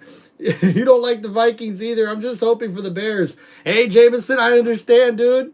I understand. Boycott the NFL, says Mike Green. Yeah, right. All right, here we go. 16 seconds remaining for Chicago. And the Vikings will punt the ball away here. So the Bears may have 2 plays here to do something. So a nice punt here, good hang time. It looks like a fair catch made there, and 9 seconds remaining. Whoa, that's maybe time for one more play for the Bears. They're not going to be able to spike the ball. They're going to have to go out of bounds. Yep. This one's going to be tough for Chicago fans. I'm not going to lie. Caleb Williams missed a lot of throws in this game, man. He really did. Oh, without a doubt, the Packers look like they are definitely the cream of the crop here in the NFC North. That is without a doubt. Now, let's give this Vikings defense, though, some credit. They look like they're really going to be able to be a problem here in the NFC North with how good this defense has been playing throughout this game. I'm impressed. I'm really impressed. All right, here we go. 1st and 10, Caleb Williams. Oh, no, and there's a mistake there by DJ Moore, and there's a penalty flag on the game. And only 5 seconds left, and talk about terrible execution here. Wow. Illegal shift, offense, 5-yard penalty, replay, 1st down. And it just takes more time off the clock. I think the Bears are going to wonder what hit them. Yeah. You think? You think the Bears are going to wonder what hit them? Their offense was so bad. And 12 penalties for 127 yards? Are you kidding me? Woo, I would not want to be a Chicago Bears fan right now. I would not. So here we go here. Minnesota's whole defense is back in prevent defense here. Caleb Williams from the 25 will look to throw a quick throw to a Doomsday, and now they're going to try to toss it. Oh, DJ Moore breaking some tackles. Oh, and he throws it back. Oh, and it's a fumble, but the Vikings are going to hop on top, and the Vikings get the victory here. What an upset on Monday Night Football. What a comeback from Minnesota.